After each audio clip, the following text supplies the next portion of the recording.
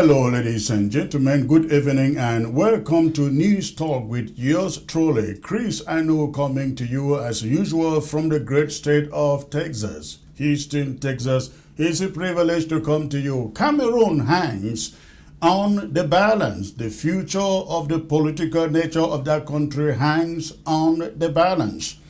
Elekam says it is finally putting the results together.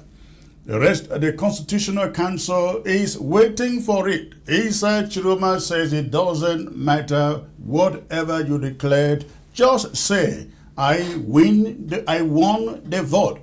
You don't say so when nobody is taking you seriously.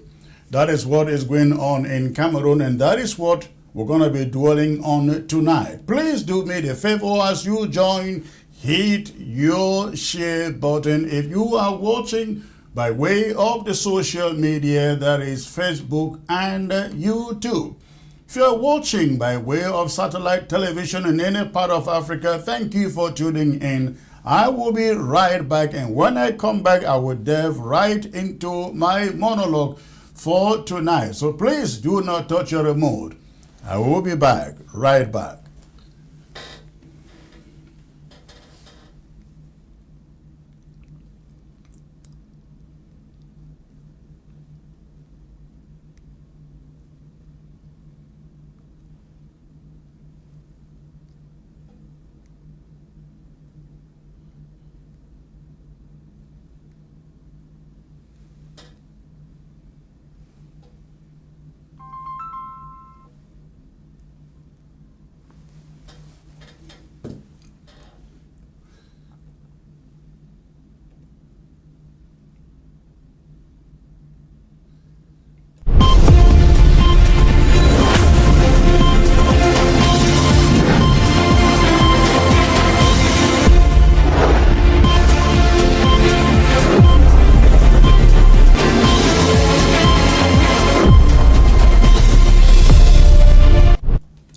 Hello, and thank you once more for joining the show. This promises to be a very, very exciting show, and we are going back to deal with the state of the Cameroon elections. As we all know, elections took place last Sunday, October the 12th, and since then, there has been the confusion as to who won the elections. Issa Chiroma, the opposition leader, is claiming victory. Paul Biya's Electoral Commission is saying, not in a rush, not in a rush. You wait first. Let's do the counting first and let the Constitutional Council actually declare who won the elections. And so, but the people are saying, no, we know exactly who won the elections and we are not waiting. Just go ahead and declare Issa Chiroma the winner. The people are saying this because they know since 1990, every structure put together by the government of Cameroon has rigged every single election in favor of the ruling regime. 1990, we had John Frundi, all the way through to 2018 with Maurice Kamto. The elections have been rigged. And for that reason, Biya has been in power for going to 43 years, ladies and gentlemen. 43 years. But this time it's not just the opposition. Unlike John Frundi and Maurice Kamto, the opposition, Issa Chiroma, is saying, we will fight. And the people are saying to him, we are with you. We are ready to fight. And so from the north of La République du Cameroon to the south, all the way to Bafoussam-Bunda, ending right there, the people say they are ready. They are ready to defend the victory that they know was theirs last Sunday. And by saying that, they no longer recognize the legitimacy of the Constitutional Council. Issa Chiroma is essentially saying, it's game over. It's game over. It's a matter of when things are put together for him to take over the leadership of the country. That is what is happening in La République du Cameroon, ladies and gentlemen. There is uncertainty. There is uncertainty on the ground as per what will happen. And so we are watching. We are watching and we are waiting to see what turns out to be the result in La République du Cameroon. And that constitutes the subject of the monologue that I bring to you tonight. And I urge you to stay put and again go ahead, hit your share button. Let everybody out there know the anchor man is live. He's live with very, very inspiring presentation. And of course, after this, I will bring you my panel and the phone calls. But the moment has come in Cameroon where everything hangs in the balance. A fragile tapestry of trust, fear and expectation stretch stiff, ready to snap. Elekam says it has begun the summarization of results. The Constitutional Council sits poised to proclaim a winner. Yet beneath this procedural modesty lies a convulsion festering, a populace that is watching, boiling under a long history of rigged elections, of bodies meant to ensure fairness instead of becoming instruments of power. This time, the stakes are unbearable. They are very, very high. The regime's safety net may fray. The regime's officials may find no sanctuary, no escape, no impunity anymore. We are not merely spectators of another election in Cameroon. We are witnessing, ladies and gentlemen, or witnesses to a seismic clash of legitimacy. The officials at Elekam and the Constitutional Council have long been cocooned in the regime's protection, safeguarded by fear, by force, and by apathy.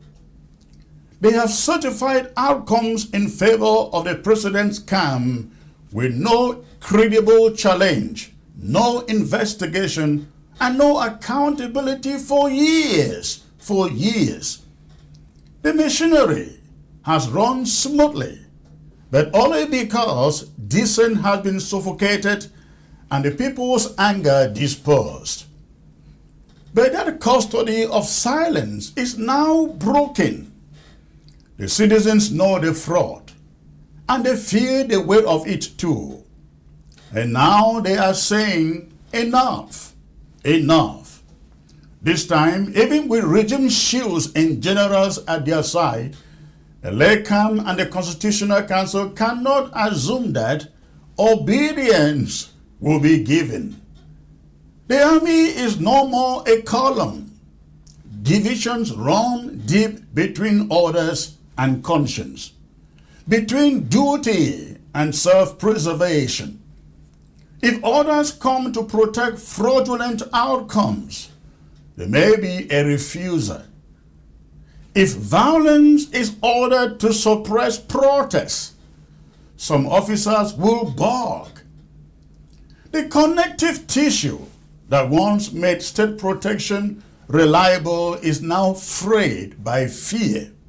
Fear of retribution, of moral guilt, and of becoming targets themselves. Because it is no longer just about who wins the presidency in Cameroon. It is about who bears the weight of a nation's rage. Top ministers, sensing the gathering storm, are doing what those disconnected from reality often do. They are withdrawing. They are quickly running out of the country, ferrying families abroad, securing foreign safe havens, signaling that they anticipate danger, that they suspect betrayal, that they know consequences may come. They are sending a primal message to those in Elekam and those on the Constitutional Council. If you oppose the will of the people, they say, if you certify deceit, there may be no shield left to protect you. Even power has its limits. Even power must reckon with moral gravity and popular wrath. Opposition leader Isaiah Chiroma has taken a stand unlike anything seen before in Cameroon's recent political landscape. He is not simply rejecting the regime's processes. He is rejecting their legitimacy outright, refusing to file petitions with the Constitutional Council. Because how can one pour water into a vessel known to be cracked or known to be leaking?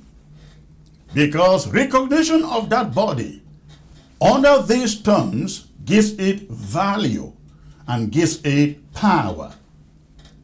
Chiroma insists the people's verdict must be honored.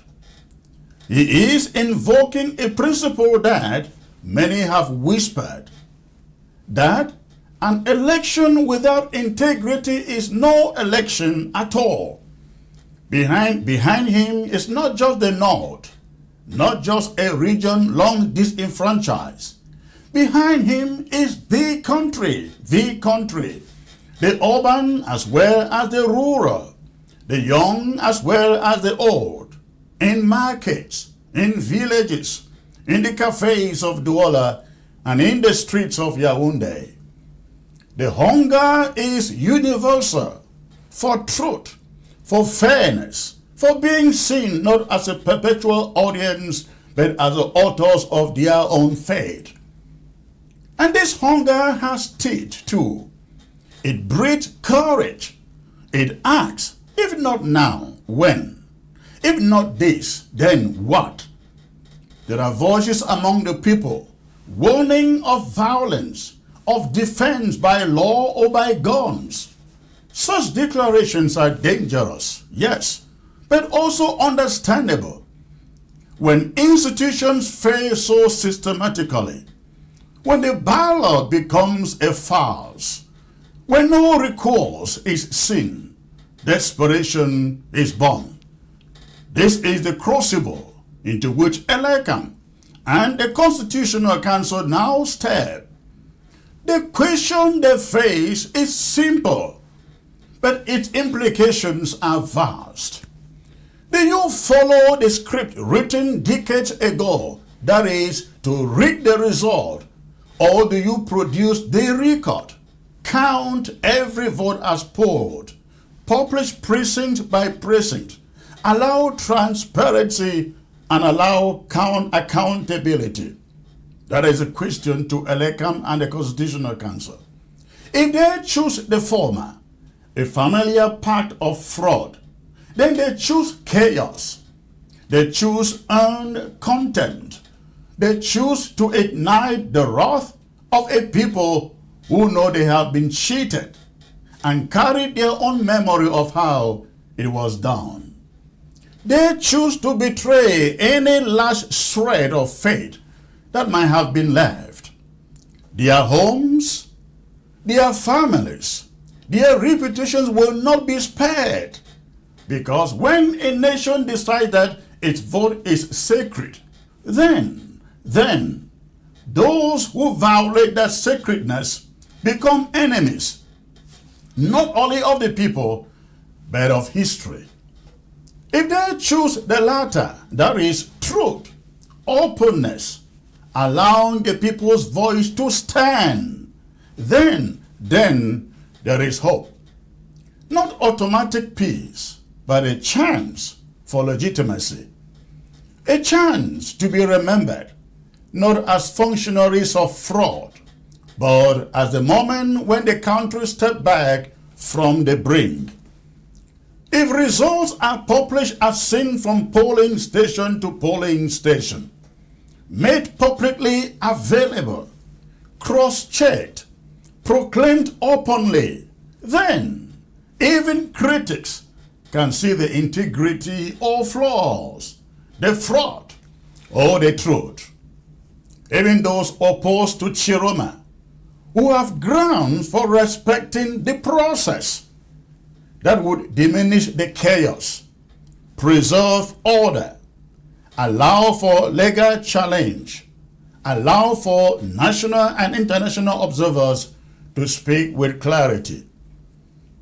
To do the right thing, ladies and gentlemen, ELECAM, the Constitutional Council, and indeed any official with a splinter of conscience must recognize the peril of doing anything else.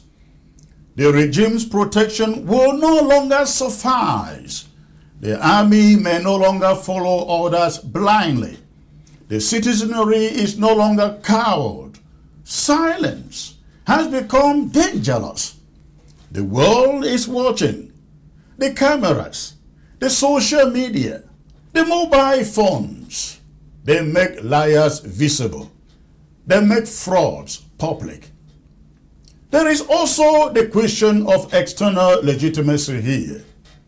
What message will Cameroon send to the rest of Africa and to the world? That elections are rituals of lying, that votes are bought, that processes are manipulated, or that a nation can, at last, choose truth over terror. Once rigged outcomes are proclaimed, foreign governments, donors, organizations will watch whether they are willing to accept the result. Sanctions, diplomatic isolation, internal unrest, these aren't empty threats. The economic costs, the reputational costs, they are all heavy. They are heavy. And the inner cost, the cost to the soul of the nation, it is heavier still. Chiruma's refusal to recognize any outcome that does not reflect the people's will is also a dangerous gamble, but perhaps the necessary one. The alternative is a slow bleed, legitimacy eroded, protest crushed, instability normalized. This fight is no longer only about regime survival. It is about whether Cameroon remains a nation bound by law or becomes a territory ruled by force alone, visible in tyranny, invisible in justice. What must happen is clear. Immediate publication of tally sheets from every polling station. Public display of tallied results as witnessed on the ground. Spaces for citizen observation.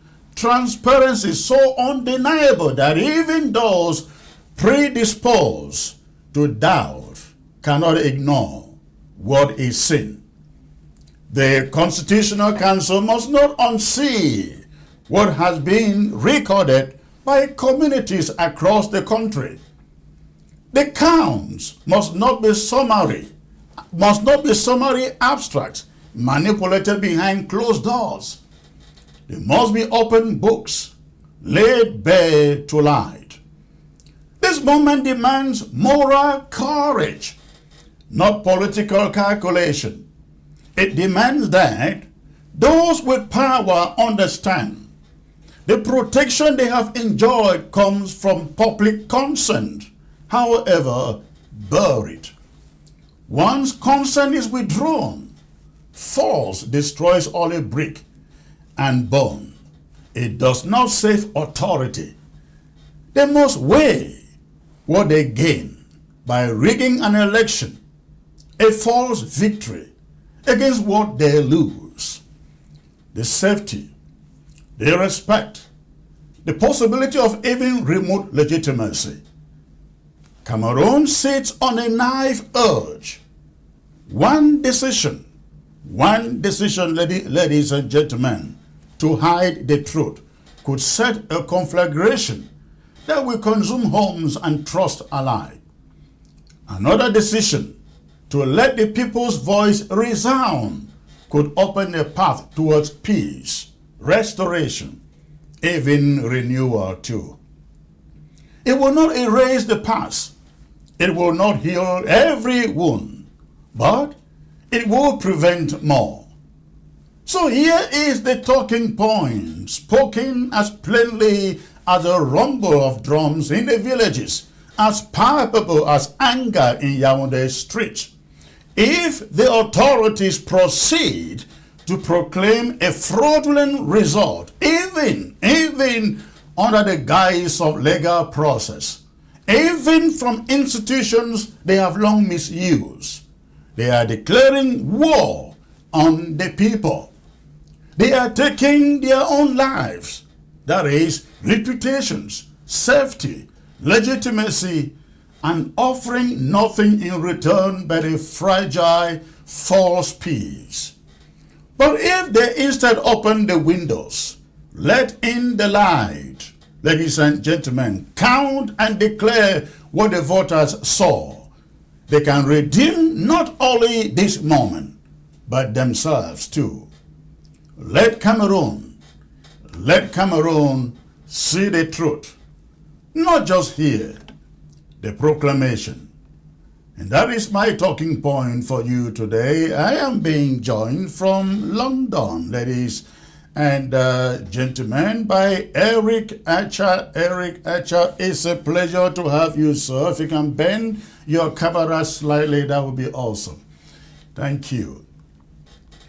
All right, I'm also being joined from Maryland, that is Washington, D.C., by Elvis Comita. It's a pleasure to have you, sir. A pleasure, Comrade Chris, to be on the show.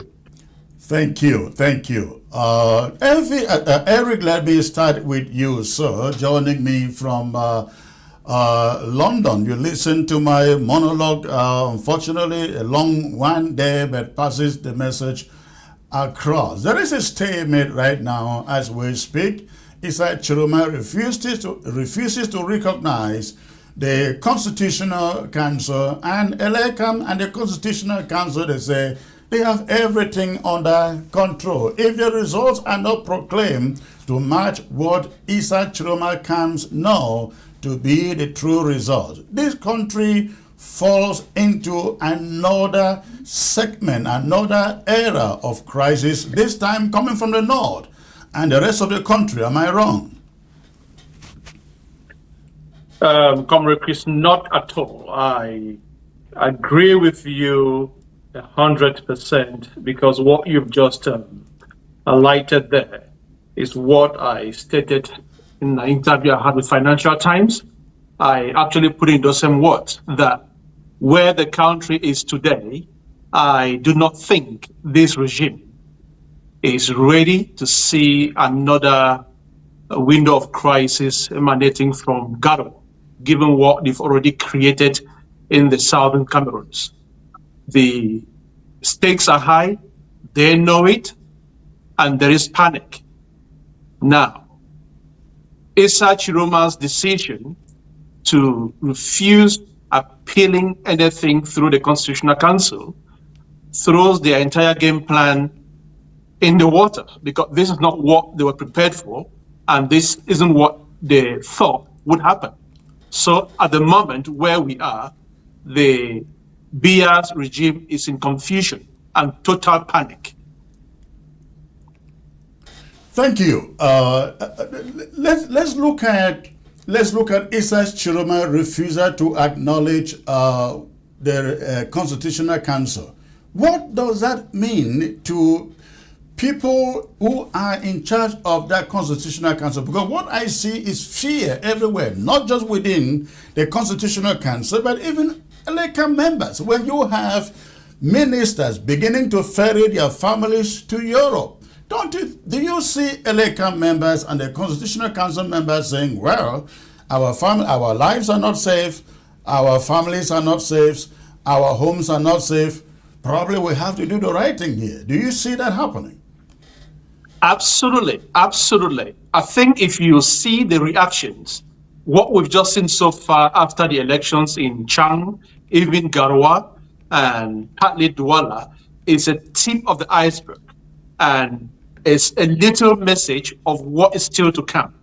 And these elected officials you've mentioned there and members of the Constitutional Councils are all human beings with their eyes open.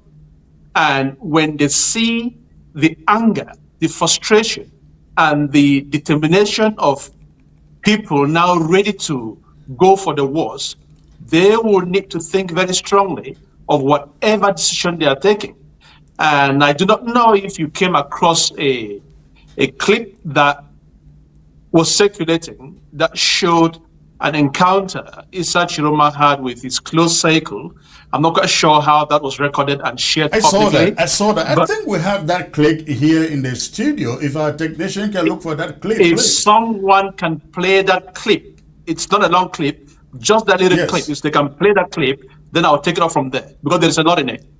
Well, just go ahead while we get a technician to look for that clip, please. Yes, that clip where Issa Chiroma is clearly telling his close circle that there is no way they can believe in the Constitutional Council because the person who leads it is appointed by one individual. The ELECAM that is to manage the elections, the people running ELECAM are appointed by one individual. And the executive at every other institution that should be in charge is elected by one individual. Now, they cannot just sit back and rely on those institutions to tell them or to declare them as winners, because they cannot go against the individual who has appointed them, not even elected them.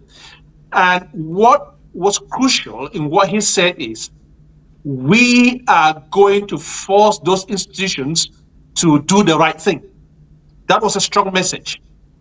That they, meaning the people, he was telling the people that they are going to force those institutions to do the right thing. Now, how that force is going to come, we are still waiting to see.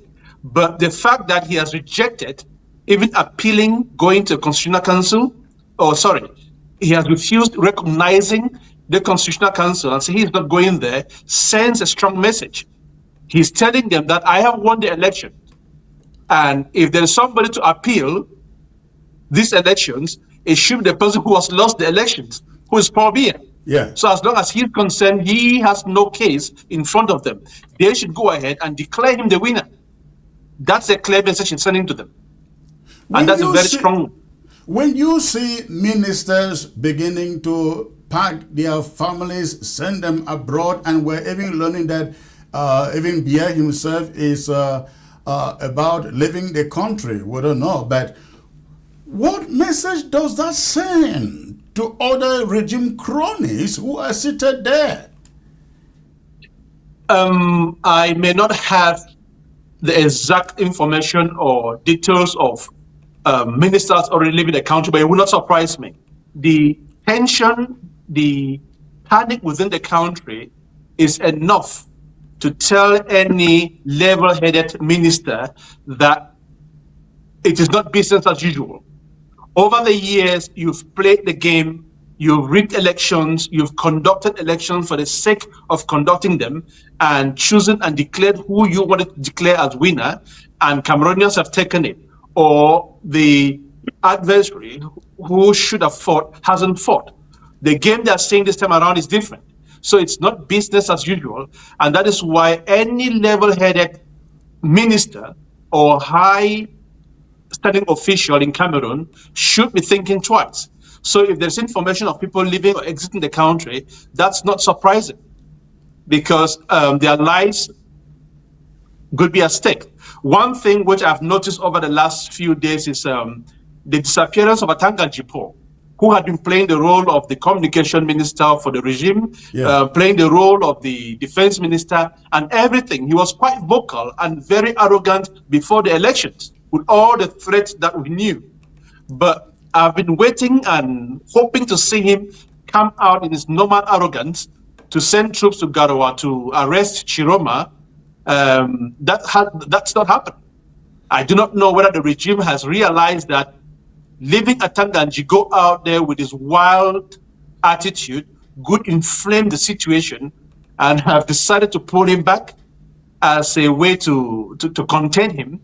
Or is it that they've just decided let those in charge of communication do their job is something which we all are wondering. But I'm quite keen to see or to hear what Atanganji should be telling the press since after the elections. He hasn't done that yet. Let me take you to this footage that is emerging from Garoua. You know that Garoua is a hometown of Sodokoton. They call it a cotton producing company. Look at what is going on there. Look at it.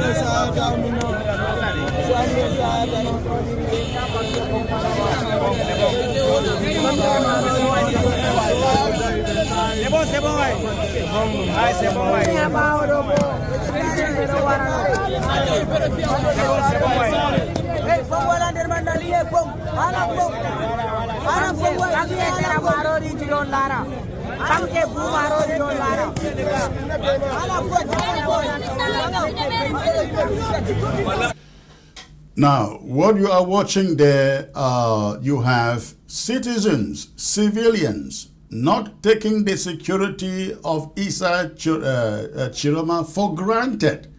They are literally stopping every truck, every vehicle that passes by and searching it. That truck, as I understand, belonged to Sodo Cotton, the cotton company up north. Look at what the citizens are doing. They just want to make sure Cameroon is not carrying arms into the north. Those are citizens taking the law into their own hands. What do you make of that, Eric? Yeah, this is quite telling. This is quite intriguing to say the least, because if you see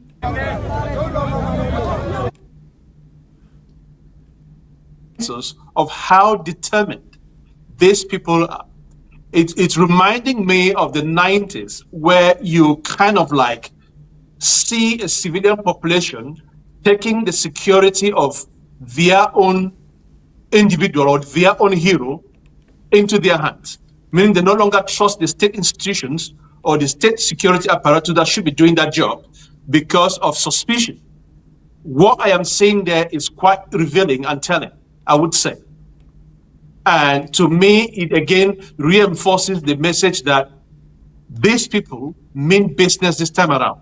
They are not taking any chances, and they wouldn't let go anything that isn't the way or what they think it should be. That's what I'm saying there. Absolutely. A determined population. Let me bring in the chairman, Elvis commenter here. Elvis, again, once more, it's great to have you, sir. You have been watching the developments in Cameroon since Sunday, their elections day, and you see the tenacity of Issa Chiroma to defend the vote and that of the people to defend the vote. Compare that to 1990 with John Frundi, sir. You think the people are more resolved this time? Okay, Comrade Chris, thanks for inviting me to the show. Before I start, I must first extend greetings to all Southern Cameroonians and Ambazonians, most especially to those in the trenches. That is our AMBAB guys who are defending the territory, all Ambazonia prisoners of conscience, the IDPs, refugees, and all Southern Cameroonians. Yes, in 1992, John Frundi of blessed memory won the elections, but he was never president. In 2018, it is alleged Mr. Kanto won too. He never became president. Cameroonians have learned. I hope that this time they have learned. We are seeing some differences from the two previous elections. We're only talking about presidential elections, but there have been other like parliamentary elections which have been rigged.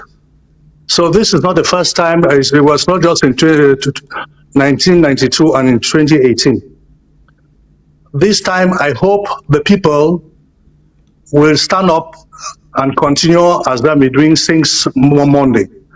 They have been pushed right to the wall, and they cannot, yes, they have pushed the wall, they can't break the wall, so they have to fight back. And Cameroon, as you know, is governed by thugs. These are armed robbers, these are gangsters.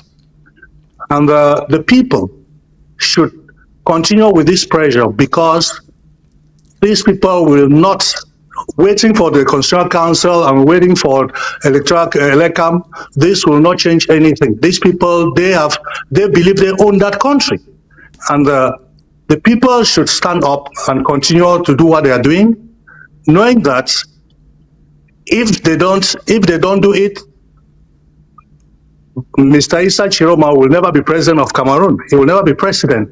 Yes, the pressure is there in Garoua, some pressure in Douala, but it should be in all the regions. It should be in all the regions of La République. They should stand up. Yes, it's difficult in Yaoundé because you have the military there, but how many soldiers do we have against the people? Cameroon is already, we know Cameroon all over the world, the Republic of Cameroon, that is La République, for corruption. And it's not strange that after an election, they have to take 2 weeks to declare the winner, with a population of less than 30 million people. Nigeria is next door. They are almost 300 million. The US is, okay, let me not even quote the US because the US is more developed.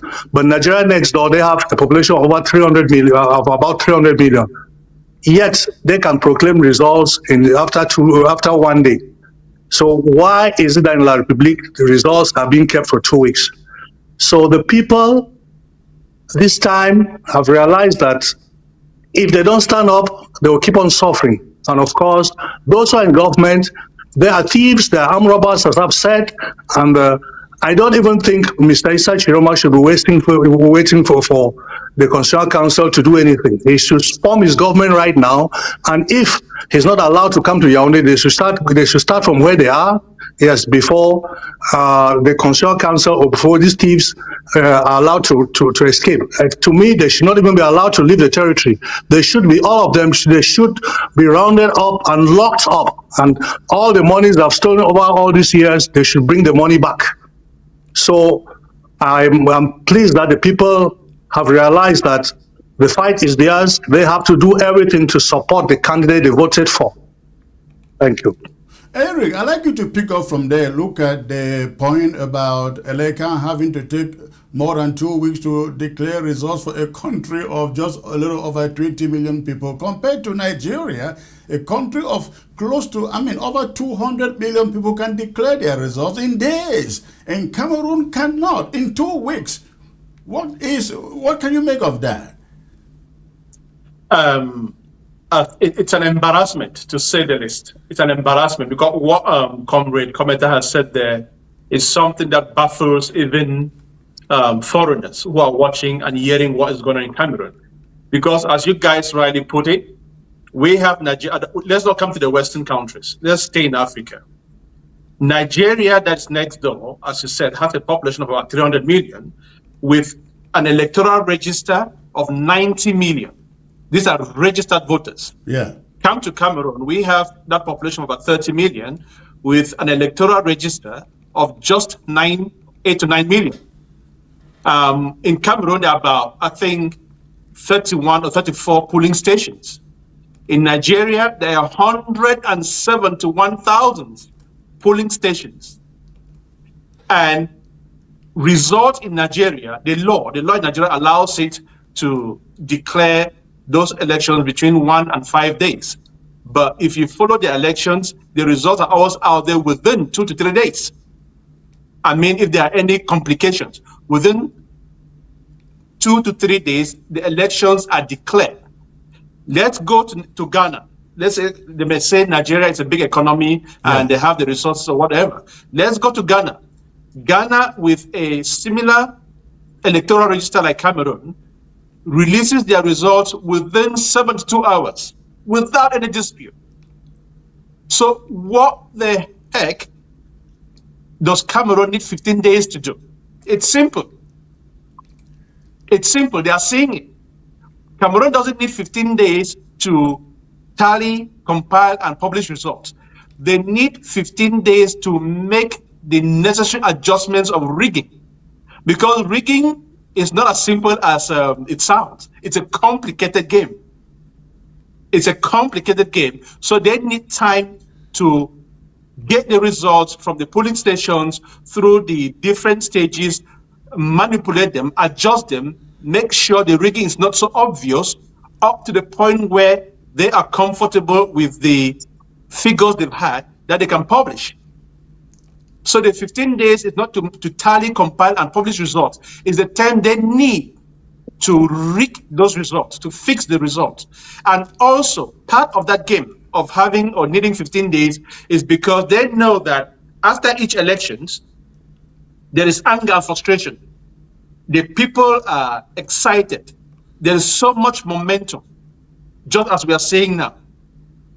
Now, they know should come immediately and release the fixed results or the rigged results, that anger is still burning in people. And the tendency of them exploding is very high. So their calculations are that if we take 15 days to do the fraud or whatever we are doing, during that period, the momentum would have subsided. The anger would have subsided. People would have started returning to their normal daily activities and slowly getting out of that election euphoria. That's why they need the 15 days. It is not the time they need to declare elections. No, it's for fraud and to manage the momentum and anger. There is the danger, though, of them indicting Issa Chiroma with going ahead to create a cabinet as Chairman Kometa suggested, because they would say, well, you went ahead and formed a cabinet when you know you lost the elections, when you know the elections had not been proclaimed, any of those. Frundi tried that in 1992. It didn't work. How can it work this time? The difference this time around is we are dealing here with a completely different human being. The Issa Chiroma, we are saying that he's your friend. He declared that he was your friend. I'm sure you know one of my best friends. Your best friend, as you put it. You know the lion of a man he is. People don't quite know the Chiroma. That is somebody who is determined to go down to the end of it and see the end of the game. What he is counting on, because as far as he's concerned, he's determined to see it all through. What he is relying on and counting on are the people. Are the people going to stick with him? If Chiroma has the energy that he needs, he will see this through. That is his game plan. He knows he's taking extreme risk and engaging in some very delicate moves that haven't been seen before that could be counterproductive. But knowing the regime that he has worked with, knowing the way they operate, he knows how to counter it. It takes a devil to kill a devil. In my village where I come from, when a wizard dies, you can only get another stronger wizard to do the final burial. In this case here, I think Cameroon has one who is ready to mark an end of this regime, of the bigger wizard, and Chiroma has that fire in him. That's the person Cameroon needs. About indicting him or accusing him of violating laws and whatever, they say when you violate illegality, you are respecting legality, you are respecting law. What he is violating there is illegality. He is violating abuse. When people abuse power, you should violate it. When people are abusing what is there to protect the people, and then you stand up to challenge it, you are the highest respecter of that law. And I think that's what Chiroma is. The institutions that are there are for window dressing, and that he knows it. So if he's disobeying it, he is showing respect for the law or for the Constitution of Cameroon. Let's look at the potential of what is going on in Cameroon now with a possible insurgent in the north, because I know if there should be any insurgency, it will start from the north and then come down to the center, that is including Douala all the way to Bafoussam, and the ongoing Amazonian conflict or war. Can Cameroon, would they not be so stupid to think that they can handle Chiroma and handle the Amazonian conflict? Chairman, let me start with you. Comrade Chris, these people, they don't think. They know they own Cameroon, and they don't believe that anybody will stand up and dare oppose them. One is a country without a constitution, because there are no laws. A country where the president appoints even parliamentarians or senators. So you see, it's about cult worship, one person, the president. And for them to keep on doing what they have been doing, the population has to support them. But this time, the population has come up, has stood up and said, no, we can't take this anymore. Up in the north, you know, it's very possible whereas there's Boko Haram there, but apart from that, arms can flow easily from Chad into North Cameroon. Of course, across Nigeria, they're the same people, they use the same currency there. When you go like to bank him there, you don't know whether you're in Nigeria or Cameroon. The difference is when you see sand, you know you're in Cameroon. When you see a tar road, you know you're in Nigeria. But they use the same, they use either Naira or CFA there, and they speak the same language.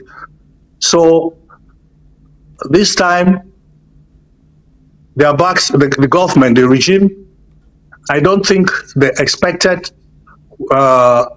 the people to rise as they have done this time. Because they've been doing this for over and over for many years, they think the people are cowards, and that, when they threaten and come out with tanks, tear gas, and all the like, people would withdraw. No, this time I hope that the people continue, and yes, in Yaoundé and in Douala, most of the arms depot, yes, who are those in charge? The Betis are in charge. So yes, but if all the other regions should rise against the center and east, even east is not all of east, it's half of east. When we have been talking about center, I worked in Ibolova. I worked in Ibolova. I've been to playing in second division. I've been to all the so-called divisions in what do you call that division again? The region. It's the southern region. So okay. All those people there, the south, yes, they are defending Bia, but they don't have roads, they don't have water, they don't have their villages where if they saw a bottle of beer once a week, you find them celebrating because of no roads. So it is what they are doing, supporting their own tribesman. I think they too have realized, some of them have realized that this is working against them. And I used to find them in social media talking, saying, I saw one threatening today, said if they touch one person, everybody should come out and attack the CPDM.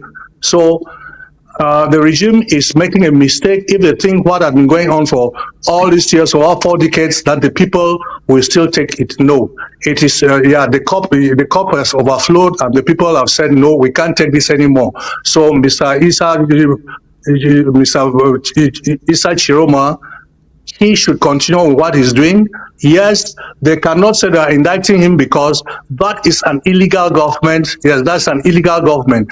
And with Atanganji and Gongo, how can you imagine that in a country, the president delegates somebody who is not elected by the people to be president? Gongo has virtually been president for 7 years. So that's an illegal regime, and nobody amongst them should even have the guts to go to attack Issa Chiroma, who has been chosen by the people. Eric, please comment on that point. Yeah, let me join in here. I completely agree with what commentator is saying there. And even before I go into the details of it, let me just emphasize something here. It's one of my favorite sayings that with dictatorships, one aspect with dictatorships, if you've seen them and monitor around the world, you'll know one aspect with them is they never actually believe they are falling until they fall. Even when all the signs are there that they are falling, when the whole world is saying that they are falling, that dictatorship never believe they are falling. And the reason being that they always believe in their ultimate power, the power they've enjoyed over the years. They always believe that power is still there, even when that power has long left them and returned to the people. Where Cameroon is today, the power is with the people. We are seeing the signs. And when that happens, it is the beginning of a regime falling. And they will be locked in that their mentality of believing they still have the people with them or they still have the military with them until that moment when they come crushing. Now, to get back to the initial question that you raised that Comrade Commentator was responding to, I do not think this regime would want to risk opening another front of conflict in the north. We all remember how they declared war on southern Cameroonians. They declared that war with the intent and the plan that it was something they will go in there and finish within 2-3 weeks. Who are these people? What have they got? They will be crushed within 2-3 weeks. Little did they know that 8-9 years after, their militaries will still be falling. Militaries will still be getting killed on a daily basis in that area, in the southern Cameroons. To think they will have the guts or the audacity to open another front, which will even be more wilder than what they are saying in the southern Cameroons. I do not think they have that courage, the energy, or the resources. Now the question then becomes, what happens? What's the way forward? What would they do? Should Chiroma emphasize and insist on going ahead to create his own side government, whether he declares Garoua his own capital, where he will be operating, is something that we can only guess and wait to see how it happens. Because where things are, Chiroma is not backing down. That's somebody who is moving ahead, and whatever plan he has got, we do not know at this point. We can only wait to see what happens in the next coming days and weeks. Cameroon is at a crossroad, and it's a turning point, one which, if not managed carefully, could be catastrophic. The entire country could implode. I'm not saying exploding, it will implode. That's where they are at the moment.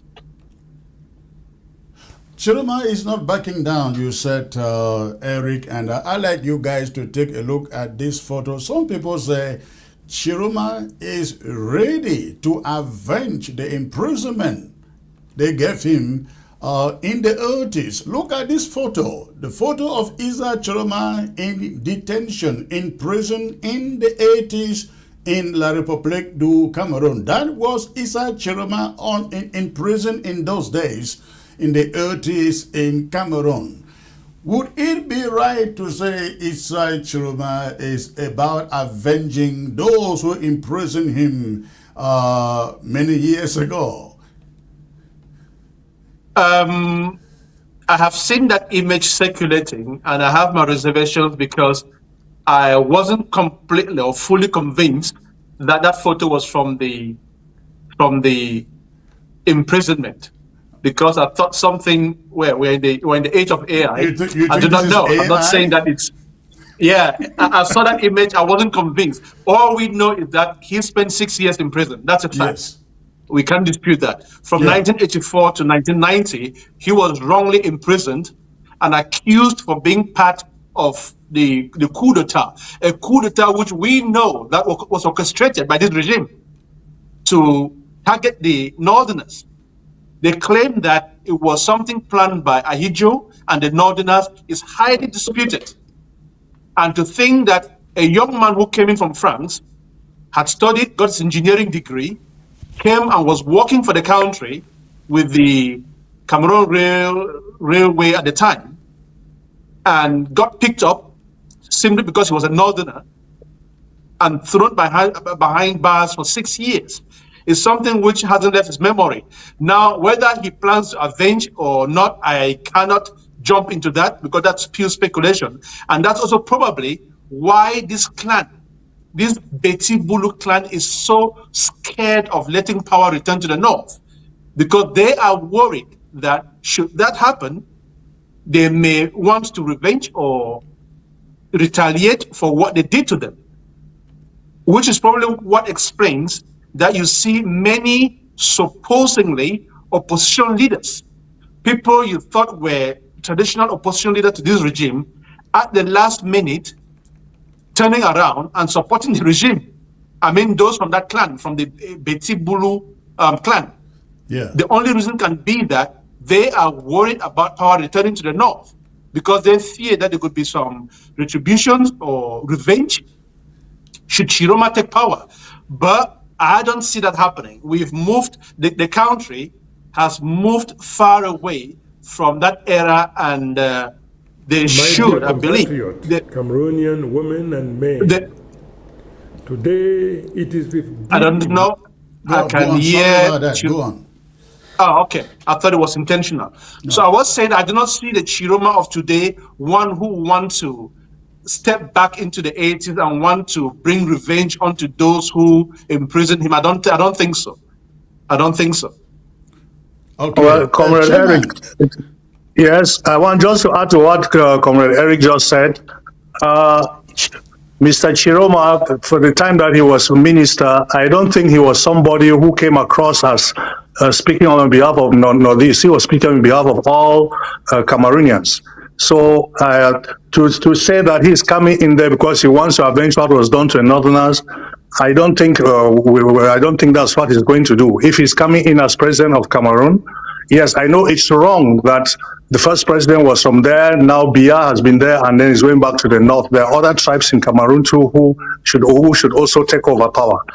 But hey, he's the one who stood up and said, "I'm interested." The others some tried, but they were not that popular. They could not get the votes, so the population has chosen him. So let him be. Yes. So yeah, Comrade Chris, what were you about to say? No, I wanted you to handle that part of the question. Now let's move over back to the Constitutional Council.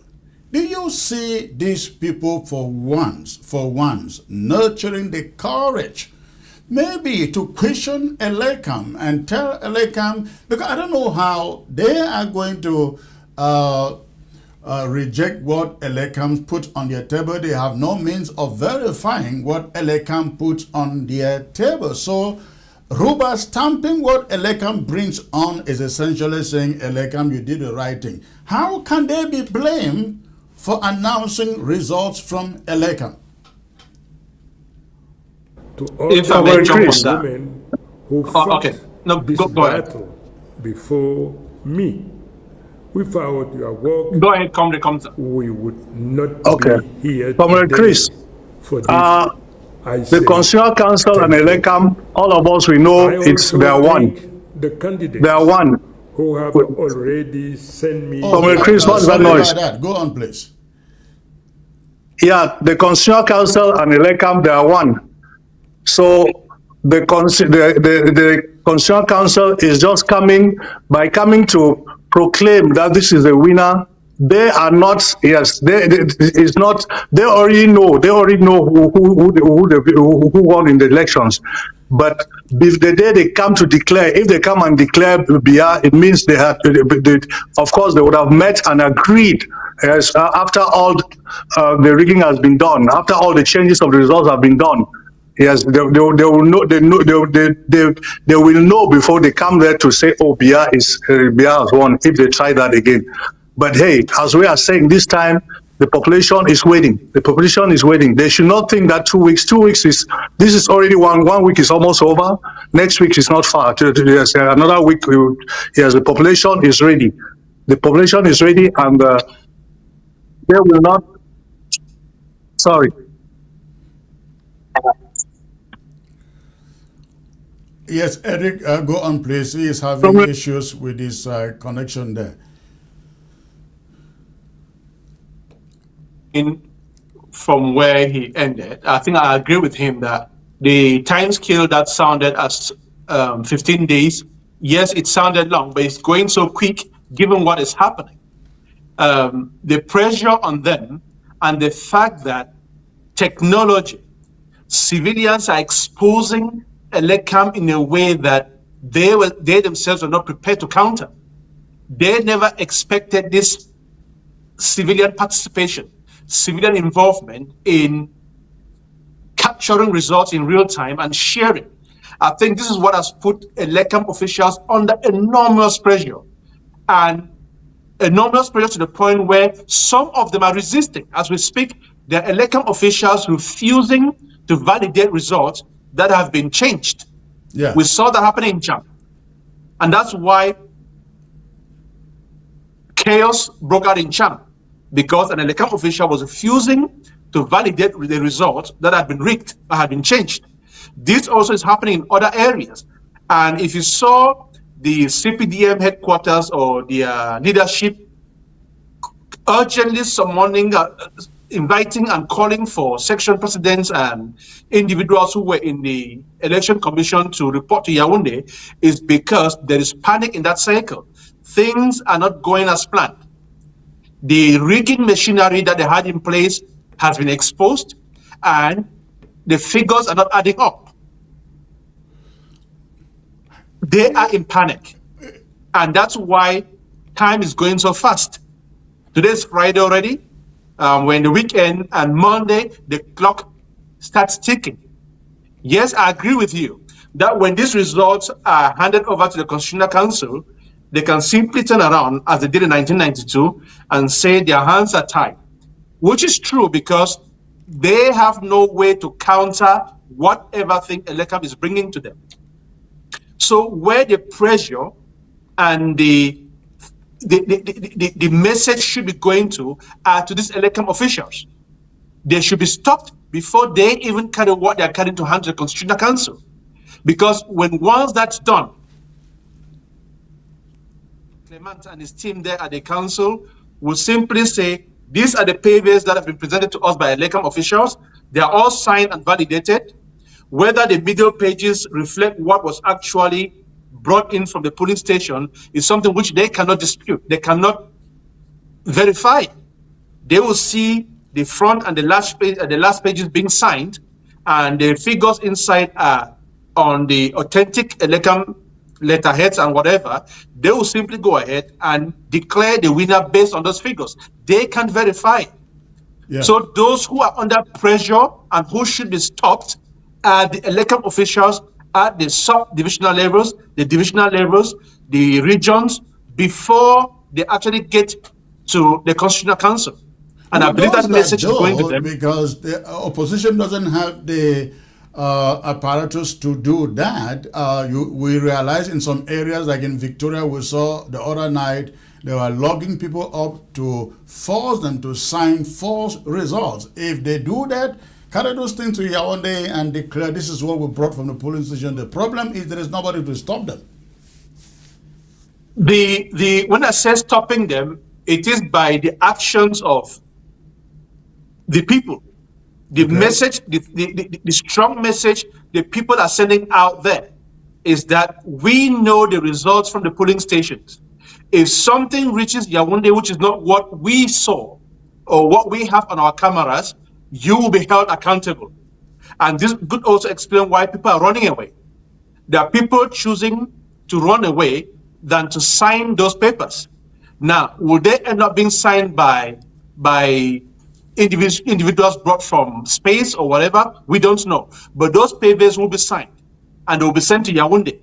And how that will be disputed at the Constitutional Council is what Chiroma is not even willing to entertain, because it's pointless once those results are there in Yaoundé with the Constitutional Council.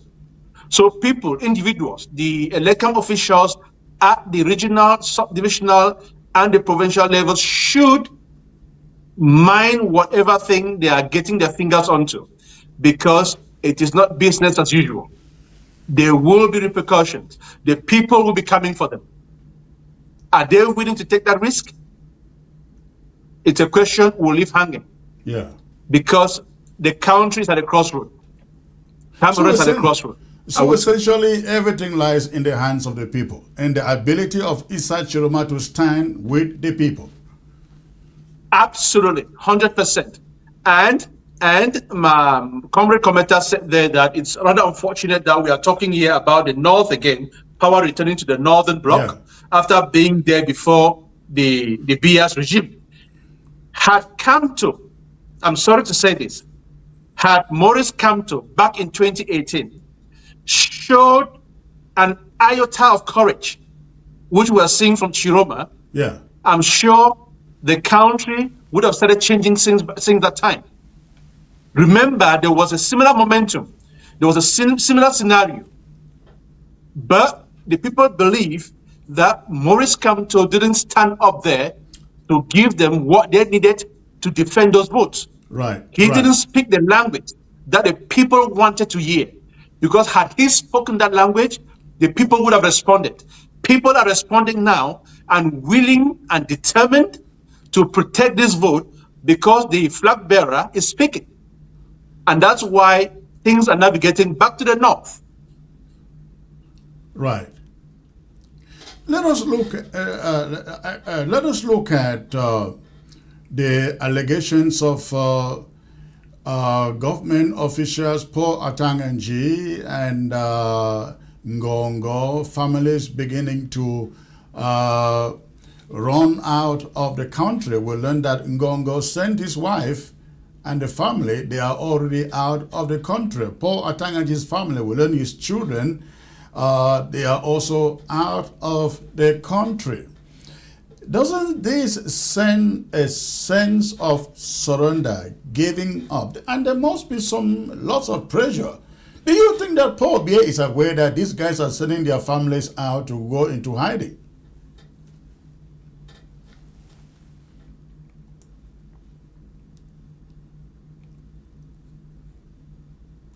Before being aware that these ministers are sending their families away, that's somebody who, I doubt his state of mind. I really wonder what he's thinking at the moment.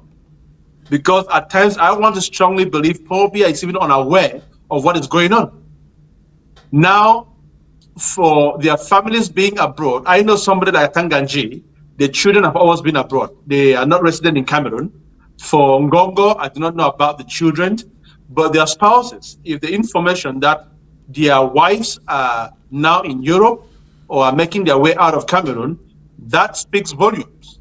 And that's what every other CPDM official, people like the Philemon Yang, the Madame Famundam Rose Mbacha, who orchestrated fraud on a terrible magnitude in the Northwest, in the northern region of the southern Cameroon, should be worried. They should be asking themselves questions. Because the reason why I cited these two is because it's frustrating, it's painful to see what they did in Batibo in particular, which will bring me onto the issue on why it probably maybe wasn't the wisest idea to stop our people from coming out there and participating in these elections. Because if you look across those regions, any stronghold, any stronghold where the people are still steadfast and determined about the Anglophone crisis, the CPDM won. Right. The CPDM won because there was nobody out there. It was just them and the military.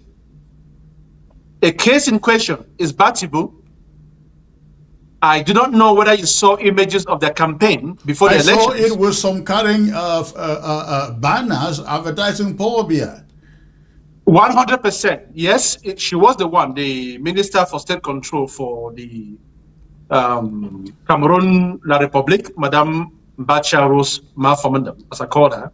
She went out there and gathered a few people. She even ferried in people into Batibu because those are not locals. She brought in people from the outside. They went to the military triangle in the Batibu Center and also the Wayne Station, which is now a military camp. Did a few photo shoot with the long banner saying Batibu 100% for Paul Biya. If you counted those people, I'm not sure they're up to 200. No, even 100. I'm not sure up to 100 people. If you counted them one by one. They did that show and returned, waited for Sunday, which was the election day, and came out there, did their normal magic, which they call voting, and left. On Monday morning, I do not know whether you've seen the result that came out from Batibu, because everyone is laughing about it. It's a laughing issue, but very painful. As an indigent, I feel embarrassed and very, very frustrated, because to think that at the moment you can't honestly count up to 7,000 people, or even say to see 2,000 people in Batibu at the moment, you will have to struggle. To see 2,000, you have to struggle. Then to talk of say 2,000 who will vote, you will struggle. Then to think 2,000 who will vote the CPDM. Batibu is a strong opposition territory. It's a strong hold for the struggle. And by the So way, even if you Batibu was have locked down like 2,000 any people- other. And by the way, Batibu was locked down like every other Ambazonian town. Correct. That's what I'm driving to. I'm driving to that. Because I am saying, hypothetically, that let's assume that we had people out there walking freely and willing to go and vote. Let's say there were 2,000 people who were free to do whatever they wanted to do. From those 2,000, I am not sure 500 would have been willing to walk or take the risk to go to the polling station to go cast the vote. Then from those who actually had the courage to go to those polling stations, I am not sure half of them will be voting the CPDM. So to sit back and see the CPDM parading results from Batibu saying 7,000 or 6,000 people voted for the CPDM and 176 voted for Chiroma is extremely painful. As an elite, as an indigent of that from that area, who knows what is going on, it is extremely painful and shows the share of arrogance with this regime and their officials. The arrogance is frightening. Where did she get 6,000 people from to vote for the CPDM? That's the question every Batibu indigent should be asking. And people close to her should be asking her, show us where you had 6,000 people to vote for you or for the CPDM. Yeah. Eric, if I may ask you before we move on to a different subject, I know you work very closely with Dr. Chris Fomonyo, who is the National Democratic Institute representative, I guess, either for all of Africa or West Africa. What is he saying, looking at what has transpired in Cameroon, being that they are out fighting for good governance and democratic elections? I think Dr. Chris Fominio he's been very vocal. He's been very vocal and very outspoken and has condemned what is happening there in Cameroon. He's made some interviews lately. I don't know whether you had a chance to read some of them. He's been I very, actually very reached out to him to bring him on the show, but I never got him. Maybe you need to keep trying. Maybe you haven't tried harder. He should. Okay. He's somebody very open and always very willing to speak freely and express what he thinks. He speaks his mind. That's one good thing with him. So if you try a bit harder and bring him onto the show here, he will answer some of your questions. But to go back onto the question of what has he said or what is he doing, he's been very critical of the entire process. He's been very vocal on how this regime is playing out and what they are doing. So he is strong to his words and has condemned the actions of this regime without wavering. He wasn't speaking with water in his mouth. He's been very, very clear on their actions and called them out for what they are in the most recent interviews that he made, which I will just reference you to read them. Let's get to another subject which is very important. You all know that the Southern Cameroon's Ambazonia has been in war for the past 9 years, and should Issa Chiroma win the elections and become president, that will be the immediate issue on the table. I'd like you to listen to what he said in this video clip to a TV anchor in La République du Cameroon. Let's listen, please. The crisis has been ongoing for the past 9 years and is still ongoing, as I rightly said. Tell us, how are you going to solve this problem concretely? I'm going to solve it because in my program, you have already taken notice of it. I will come back to federalism.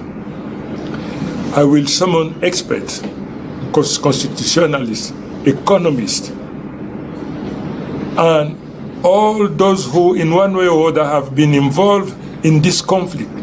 All of them will be liberated. I will grant them amnesty. Let us come together. This is our nation.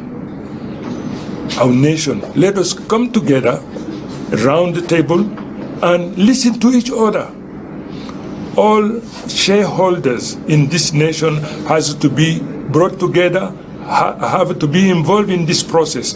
Within maybe some few months, 6 months, not more than a year, we will find a common denominator, and this will be submitted to the people through a referendum. Once it is adopted, then it will be implemented. But before so, I will liberate them, because their right place is not in prison. They have to be the maker of our nation. All right. That was Issa Chiloma responding to a question as per the way to resolve the conflict in Ambazonia. He talks about amnesty, talks about the possibility of a referendum and gathering constitutional experts to look at how to resolve the conflict in a permanent manner. The problem that I see here, Eric, is Francophone leaders, they always think they have to tell Southern Cameroonians what has to be done, what should be done. I never hear them saying, okay, we're going to listen to Southern Cameroonians, Ambazonians to find out how they think this conflict can be resolved. Because when you are talking about constitutional experts, you want constitutional experts to define what should be done instead of asking the victims what should be done. This has been ongoing for a long time in La République du Cameroon. Remember, 2019, they called the Grand National Dialogue and gave Ambazonia, Southern Cameroon, special status without asking the people. They created the so-called House of Chiefs, Regional House of Chiefs, without asking the people. Regional councils without asking the people, and they said they have resolved the problem. And for 9 years, they refused to do any other thing. Shouldn't the process be to invite Southern Cameroonians, Ambazonian leaders to the table and say, tell us what you want. Let's see how we can together resolve this. I agree with you. I agree with you in the way you have presented it and how you think it should be done. But one thing I would want to share with you is you should know this is politics. It is politics, and in as much as we are passionate about a cause, we should know it's politics, and it's politics. There is always interest. Politics is a game of interest. And no one, no politician, no leader, no group will ever willfully let go of their interest for your own sake. But should there be an avenue, a platform where we all can sit in there and present our different interests, it could be the beginning, it could be a starting point to start a conversation which we do not know how it would end. But the idea, the fact that there is a leader here emerging who is even willing and doing so genuinely should be seen as a positive sign. It may not be what our people want. It may not fully address what or how we want things to happen. But the idea that he is creating or willing or showing signs of creating an aspect or a platform for dialogue should be commended, because we are yet 9 years into this conflict with a regime that we know their position. Their position is deadlock. They're not willing to discuss. There is no room for conversation. There is no room for dialogue. There is no equal or a level playing field with this so-called, as they call it, separatist. Yeah. That's their status quo, and that's what they believe in. That's their language. So if we think, or if we see someone who is speaking or diverting a little bit away from that status quo, I think it should be welcome. Welcome with the intention or with the mindset that it is an avenue to start genuine conversations. They may say how they want that conversation to go. He may define how or what he expects from that conversation. He's only defining it. It is not the final say, because it will be a matter of dialogue. He will be sitting there with his own constitutional experts, with our own leadership or the leadership from the Southern Cameroons, presenting their own individuals there and having a level playing conversation, a level fair conversation on the way forward.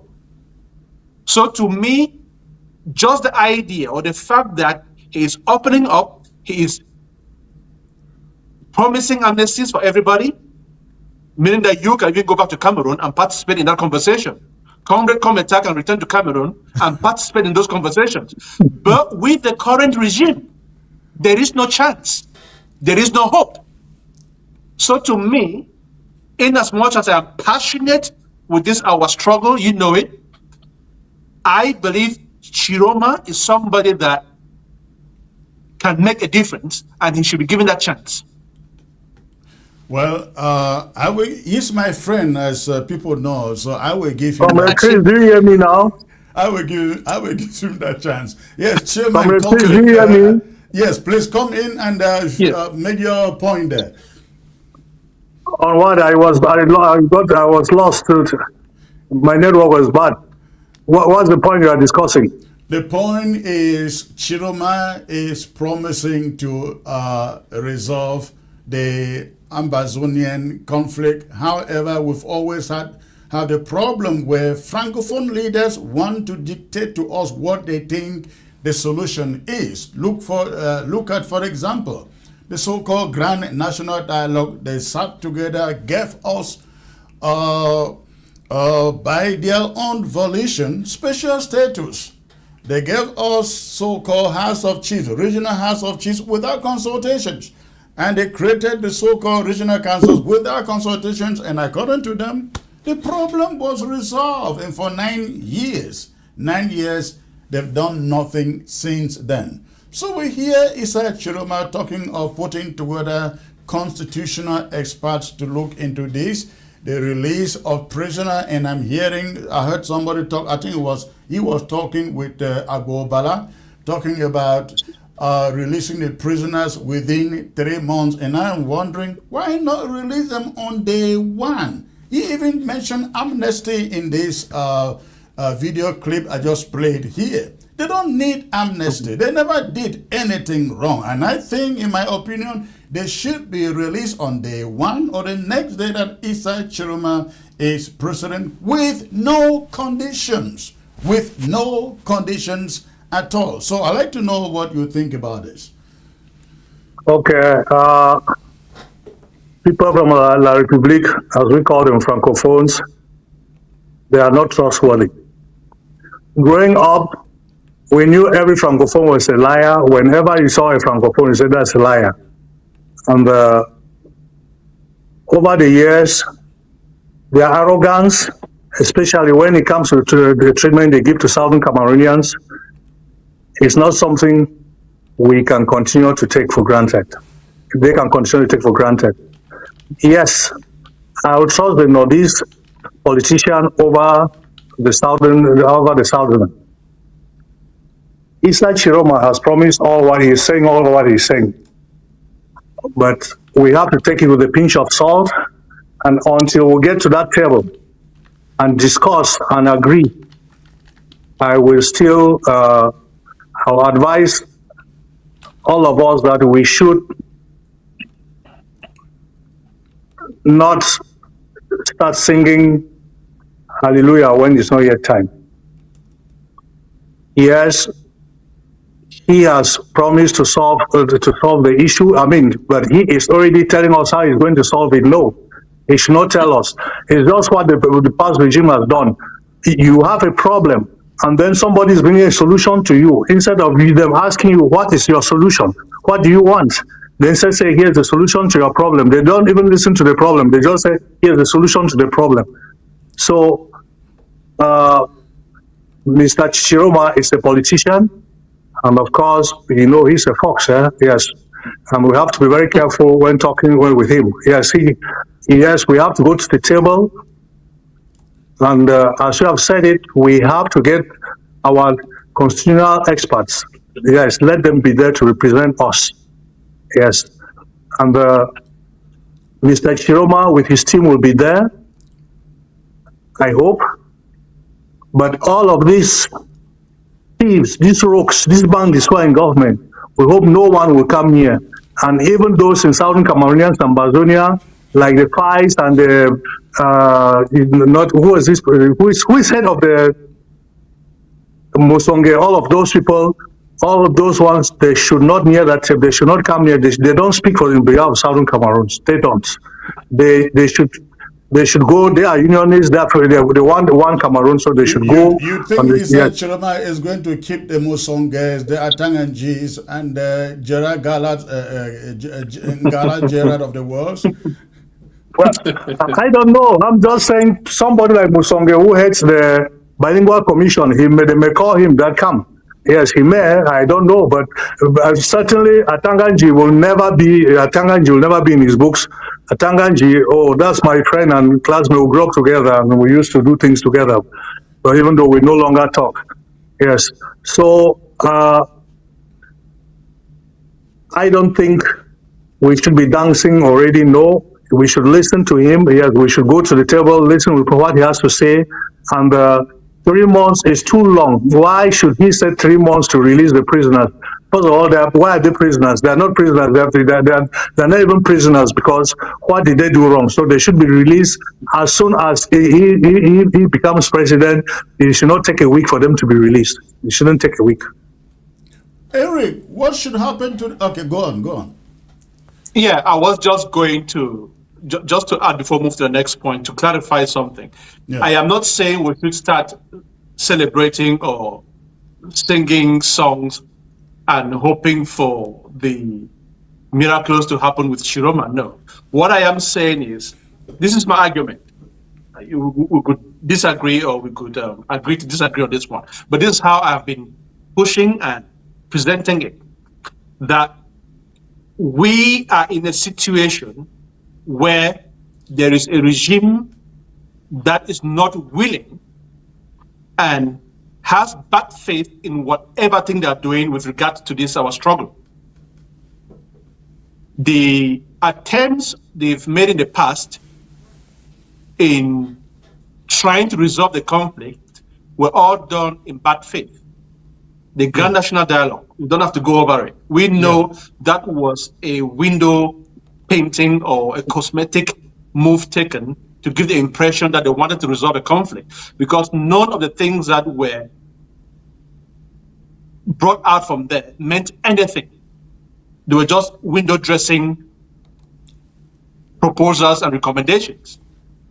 And even the little that they came out from there, none has been implemented.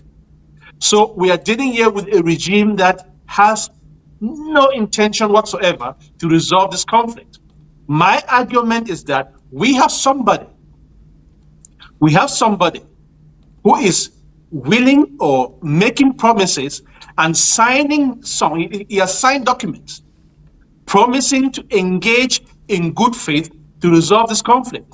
Whether he sits there and defines how he believes he wants to see the conflict resolved is up to him. It's entirely up to him. He has that right. It is his right to do so as a politician. He is presenting what he believes is a solution. That doesn't mean the other side should just accept it or will take it. But the fact that he is willing and is opening up for a conversation to happen and giving an opportunity for everybody, everyone, to sit down and be involved with that conversation is a plus that we should encourage and support him to do. If there is anything that our people can do to see Chiroma get into power, we should encourage our people to do so, because there is a chance of something different happening. How that thing happens, we do not yet know. But there's a chance of something positive coming out from there, better than what we have at the moment. We could say the better of two bad options. We go with the better of the two bad options. That's my argument. I think I am in agreement with you, Chairman. I will come right back to you. I am in agreement with you, Eric. The only fear that I have is these leaders, when they come around making all the promises, they get into power, they no longer listen to, they don't have the ears of the voter. They have the ears of the French. That is a problem. That's one problem I have with La République du Cameroon politicians. Once they are there, they start listening to what the French are saying, no longer to what they promise the people and what the people want them to do. Okay, Comrade Chris. I read something on social media saying France is trying to intervene to make sure Biya leaves and Chiroma is sworn in. Biya should be receiving salary for 6 months, and after that, he should be receiving a third of his salary for how many years? The wife should receive 8 million. The minister should be paid for 3 years. I don't know where that document comes from. I don't know if it's true, but I will advise Mr. Chiroma that he should stay away from the French. Yes, each country needs diplomatic relations. Yes, each country needs foreign partners. But Mr. Chiroma should not let France play what France has been doing over the years. If Mr. Chiroma does that, then I'm sorry, we will never ever, our problem will never be solved. This war will never stop, and he will be a failed president, because if he is able to bring Southern Cameroonians to the table and we talk and we are able to resolve the differences, yes, that's good. It's good. But if he doesn't, if he listens to the French, then I'm afraid there'll be no solution. There'll be no solution. The impasse would continue. Eric, please. I share the concerns. I see where Comrade Komata is coming from with the concerns he's raising there. They are legitimate. About that document he's referring to, I have read that document. I do not want to believe it is authentic. We don't know where that came from, but I do not want to believe that document is authentic. Conversations might be going on. Things may be going on, but we do not know what the details are. The document to me is a fabrication, so we shouldn't dwell much on that.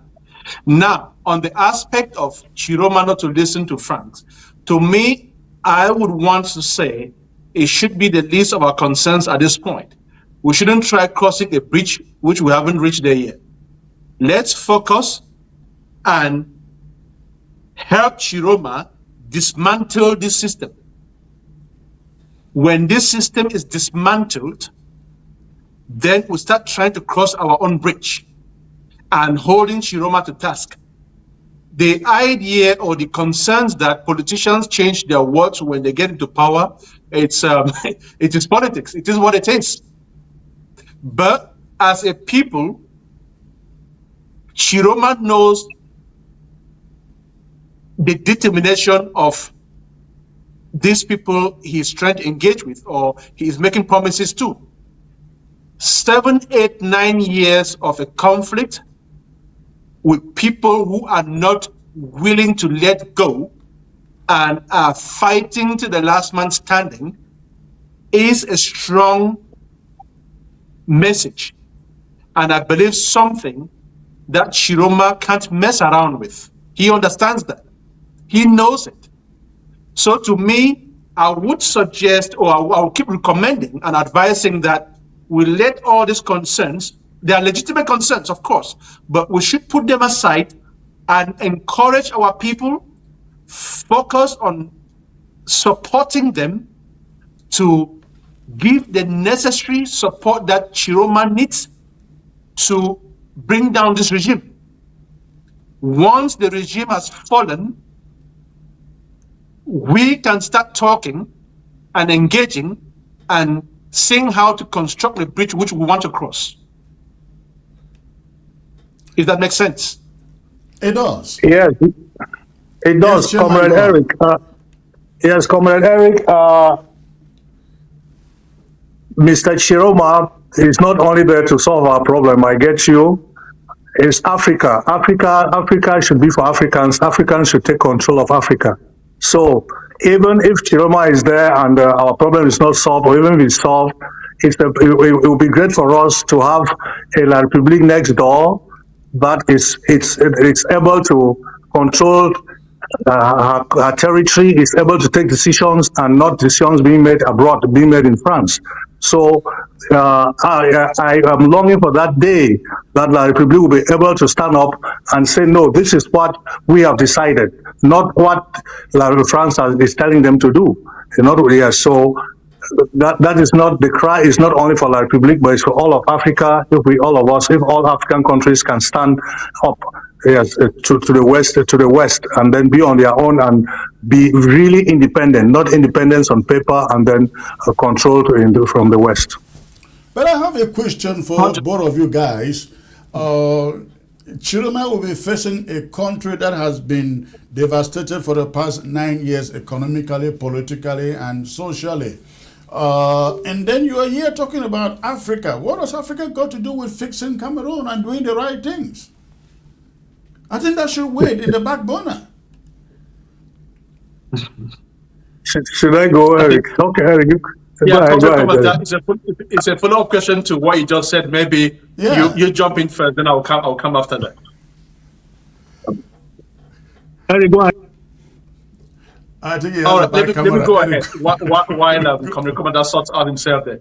Yeah, I think I see where Comrade Commander was coming from. And again, I see also your own concerns there. We have a burning rock. It's a burning charcoal in our palm. I think what we want to deal with first is how to let go, is to we want to sort our palm first before start looking at the bigger picture of Africa and the like, which I completely agree with you. But even again, to address that issue, Cameroon, what is quite peculiar with the situation we are facing is this will be the first time, should it happen, which we all pray it should happen, should this regime fall with this current momentum going on, this will be the first time in the history of Cameroon that power has actually returned to the people, or that a regime has been changed by the people. And you know, when that happens, whether you are a lion or a tiger or a jaguar that is at the leadership, when you know that your power came from the people, you are extremely cautious on how you go about business. You don't do business as usual. You don't go with the licky-lacky way of tampering or being the should I say, figurehead for a foreign country. Because you know that the people that gave you power have that power to hold you accountable. And it emboldens you as a leader to do what is good for the country and not for some foreign power. Look around Africa today. Go starting from the Burkina Faso to the Mali, to the Guinea, to any country, or even Ghana, where power comes from the people, or where a leader is empowered by the people, he works for the people. If a leader is enthroned or put into position by a foreign power, he works for that foreign power. This is not rocket science. So Chiroma is in a position where his power will be coming from the people. And I can guarantee you that should that happen, he will be accountable to the people. And Comrade Komota's fears will be addressed because there he will be looking at issues for the interests of Cameroonians and not for France, because it will not be France that will put him there. Should he become president, the people of Cameroon would have made him president, and by default, he will be accountable to those people, because he knows that should he do otherwise, those some people, the same people that gave him power, will take the power from him. So to me, this is an extraordinary time for Cameroonians, and one that should really, really be commended and encouraged in whatever way that's possible to see it through to the end, because it will change the history of that country forever. And even the concerns about France and foreign powers will be a secondary issue, because the people will be having the power. The people will be emboldened. They will know that, oh, so we have what it takes to change a leadership. And the next one coming will know that the people have the power. Until now, power has been with Paul Biya. And that has played into the minds of Cameroonians to think that they have no power. They can't do anything. And I've always stayed back. But they are gradually coming to the realization that they have that power. And should they use that power to empower Issa Chiroma, Chiroma will be accountable to them. All right. Chairman, come in there, please. Sorry, I got lost. I got disconnected. I just came back. What? The question was, why should Chiroma be, why should you be talking about Chiroma looking into African Pan-Africanism when there are so many problems back at home for the past 9 years? Okay. No country is an island. We need each other to survive. So if I'm talking first about Cameroon, like the Republic of Cameroon, because it's our neighbor, and we need not only like the Republic of Cameroon. If we have a stable Africa, most of us will not be here where we are. We'll not be in Europe or in America, so we'll be back home. It's easier for you to cross into one African country and than to be coming here and staying with these winters and all this and that. Yes, but yes, for 9 years the war has been going on. But this is the problems of La République did not start today. It's not only for 9 years ago. So these thieves have been in power for over 40 years, and they've been stealing. They've been stealing all these years. So all this, yes, the economy is in ruins, but some of them are very rich. You can find individuals who are richer than the state, and yet they are not business people. They are politicians. So if all these politicians if they are blocked from living in national territory, and yes, even detain them, lock them up, so they should bring this money back, it will help. Now, talking about Africanism, Pan-Africanism, and the rest of the global world, yes, we have to survive, and for us to survive, we need what? We need cooperation. We need diplomatic relations with other countries. We need foreign exchange. We need all of that. So, for Chiroma to come and try to solve the problem that he's solving Cameroon's problems, he cannot solve Cameroon's problems without keeping away the French. If he has, as Comrade Eric rightly said, he has been voted by the people, so the people have given the power. But you know what has been happening throughout, what has been happening in every country, in most countries in Africa. So if he listens to the people and the people stand by him and he does what the people want, then La République will be happy to have a strong neighbor, whereby the president is there for his people, not listening to what is coming from Europe. So what I'm saying is, a stable La République gives room to for a stable southern Cameroon, Sambazonia. It gives room for a stable Chad, Central Africa, Nigeria, Gabon, and every country in Africa that is stable and is able to have a good economy. This also goes. This goes for to help the problems in other African countries. All right, you guys hang in there. Eric, you made reference to this video clip. Please, I'd like you both to listen to it. Hear what Chiroma is saying there. Tu vois, les événements ont déjà commencé. Petit à petit, les invités ont commencé à venir déjà dans la Damawa. Les événements sont déjà. Bon, vous allez voir les disponibilités par rapport les événements qui se passent là.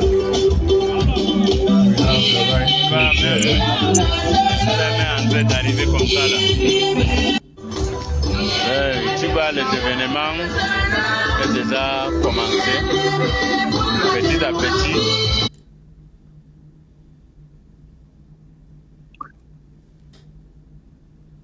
Ils ont l'intention de venir me prendre chez moi, je ne bougerai pas, je suis Chiroma. S'ils ne savent pas ce que c'est qu'être Chiroma, je suis Chiroma. Je suis chez moi, je ne bougerai pas. S'ils ont l'intention de venir me prendre chez moi, je ne bougerai pas, je suis Chiroma. S'ils ne savent pas ce que c'est qu'être Chiroma, je suis Chiroma. Je suis chez moi, je ne bougerai pas. All right. Eric, I don't understand French. I don't know what he was saying there. Please paraphrase that for us, please. No, he is basic. Now, this, I don't know if this was the actual video I was referring to, but I've seen this one as well. I've seen this clip. What he's basically saying in that clip there, if it's authentic, is that he is Chiroma, and whoever is threatening to come and pick him or arrest him should come and arrest him. And in case they don't know what Chiroma means, he is Chiroma. Now, the meaning of Chiroma is what I do not know, but he's basically saying that he is Chiroma. And whoever has plans or is thinking of coming to arrest him should come and arrest him. That's what I am gathering from that clip. The authenticity of that clip, I cannot attest to it. Because right. I've seen the clip, I've looked at it, and I have my worries about its authenticity. You know, with the AI these days, it's extremely challenging to split between authentic videos and unrealistic videos, or what didn't happen. Right. Rather, the clip which I was making reference to was the one he made where he sat with his inner circle and and there was some dancing, right? No, he sat down, and there were people sitting around him, some standing. I think I saw that clip. Yes, I've seen it. We just can't lay hands on it. But listen, you guys stay put. I'm going to open the phone lines for our audience to call. Please, just one minute, please. 1 minute. Come on, please. Yes, Chiroma means one destined to lead. That it means heir to the throne. So that's what Chiroma means. Okay, go ahead. But I'm afraid heir to the throne. Heir to the throne. One destined to lead. Oh. Okay. Okay. Yeah. Thank you. Okay. So I may not be able to stay. I have to, as I told we talked before, I may have to run to pick up my son from the airport. That is fine. That is fine. Thank you for coming on. Ladies and gentlemen, the phone lines are open. Go ahead and call. Before you call, make sure that you turn down the volume of your TV set, as if you leave it running in your background, I can't hear you, you can't hear me, I can't take your call. So the number is there on your screen. Go ahead, call in. Let's hear what you have on your mind on what is going on in La République du Cameroon. Again, the phone line is there on your screen. All right, let's get to the first caller here. Hello. Hello. Hello. Yeah. Yes, sir, you are live. And where are you calling from, please? I'm calling from Canada. From Canada, what is on your mind, sir? Yeah, I have heard what Mr. Eric has said, and I'm so impressed with what he has said regarding the opportunity that we could give to Mr. Chiroma in order to open a way for us, Ambazonia, so that we have a dialogue and without preconditions. So I am asking this question and table this thing to the entire Ambazonia, that although things are happening the way it is, but let us support what Chiroma is trying to do, and wait for him, whatever he has promised to do to Ambazonia. I'm suggesting that we should give him a chance so that we sit on the table and appreciate. Thank you. Thank you, sir. Thank you for the contribution there. I have heard that a lot, and we're hoping that Chiroma will be a gentleman to honor some of the things that he has said, the promises he has made. He went to Bamenda and said, I am his friend. I hope he listens to his friends, Eric. Yeah, that's what we do expect, because you can make such a declaration in public and then turn around and behave as an enemy. If he's a friend to Chris Anu, we do expect that friendship stays on, even when he becomes president, and listen to a friend. That's what you expect. I hope so. Chris should be able to talk to him. Which is why, had I had a chance to talk with you before the elections, I would have said you should write on that public declaration and give him the support that he needs to become president. That was not So that going friendship to happen. carries on. You know that. That was not going to No, happen. never. Hold on there, guys. Let's get to the phones again. Hello. Hello. Hello. Yes, hello. I'm on. Yes. Yes, where are you Good calling evening. from, sir? Can you hear me? I can hear you. Where are you calling from? I'm calling from Germany. My name is Collins, and I would like to give my own contribution. Go on, sir. You are live. Now, I think we Ambazonia should stop behaving like children who are needing some Father Christmas to come and give them something. You know, I was just thinking the other day, even if Chiroma, he's not yet president of Cameroon anyway, but let me say he comes and say, these are the goodies, Ambazonia, I want to give it to you. Who will take it? We have so many IG groups, we are not organized. We should be busy organizing Ambazonia now, organizing ourselves. Maybe hold on.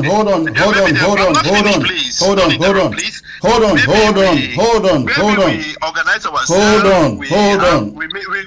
Hold on, sir. Hold on. Can you hear me? Conclave. Can you hear me? Conclave, we choose a place, put a body in place so that if Chiroma or the international community or anybody wants to talk to Ambazonia, we see there are people that are organized. Because he would not come and talk to Chris Anu. Hello. There are so many people. Ground Zero is actually governing itself. Ground Zero called for lockdown. Ground Zero closes lockdown. Yes, hello? Can you hear me?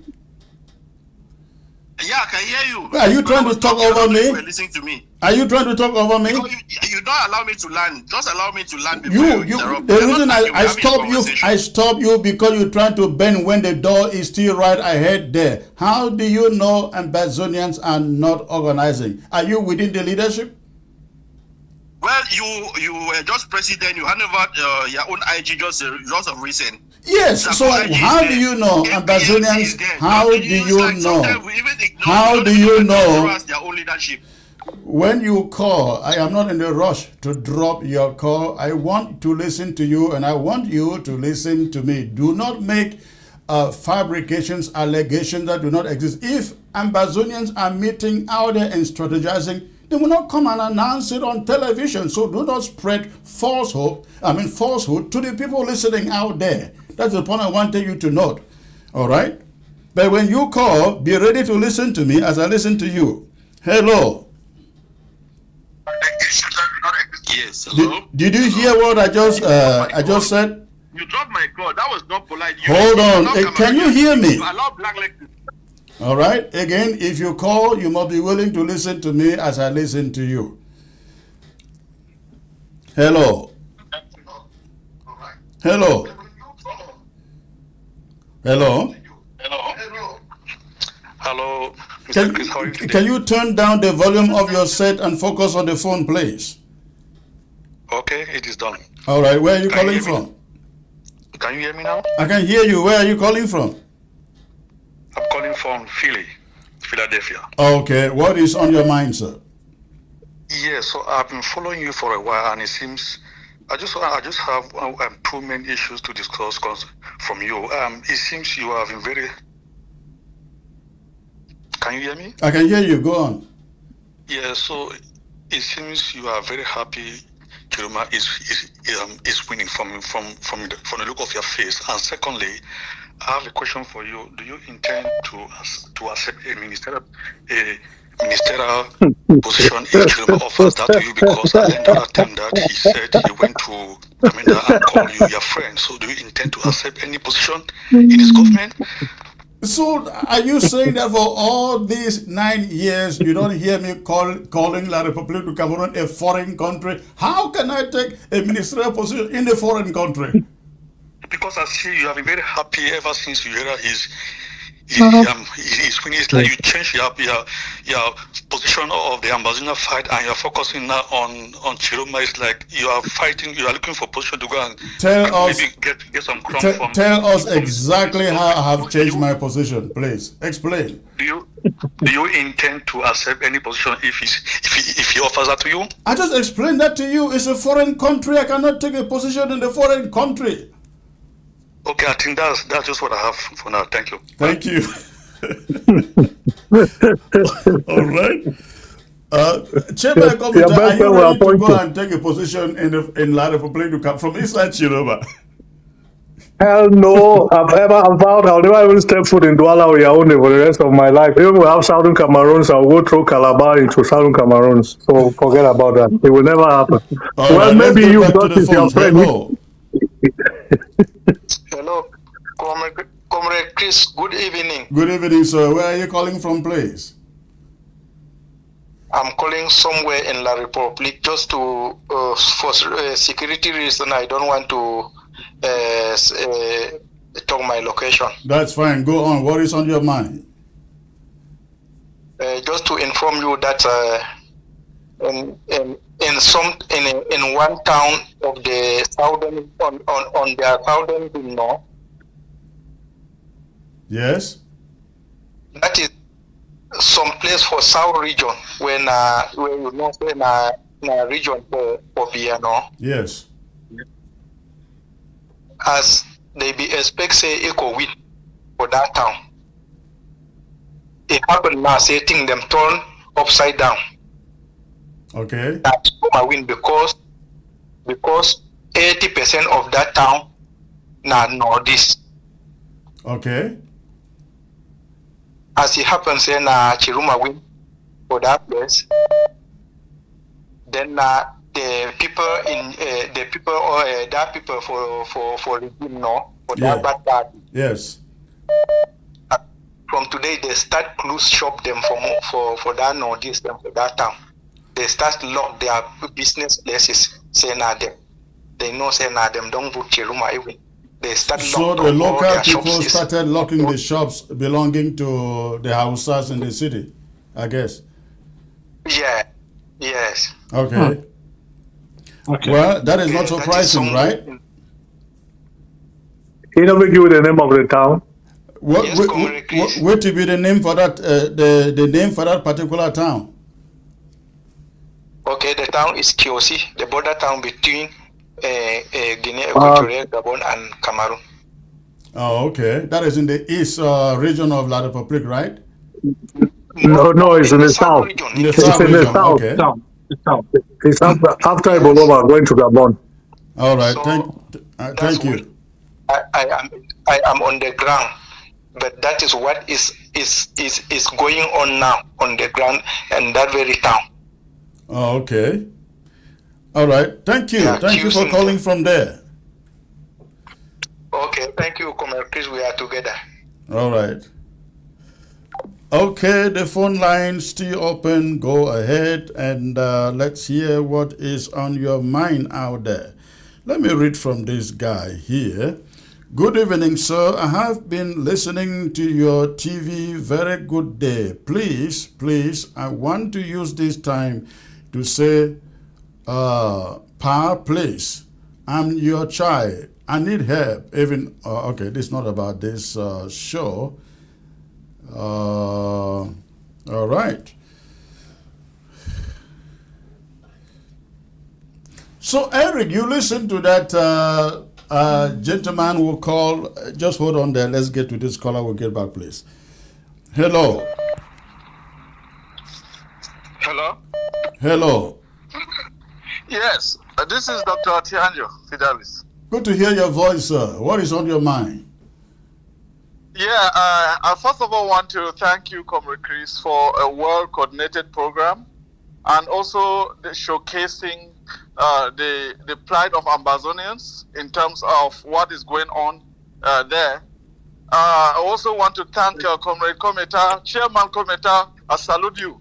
And also my comrade Eric. You've all articulated all these topics very well.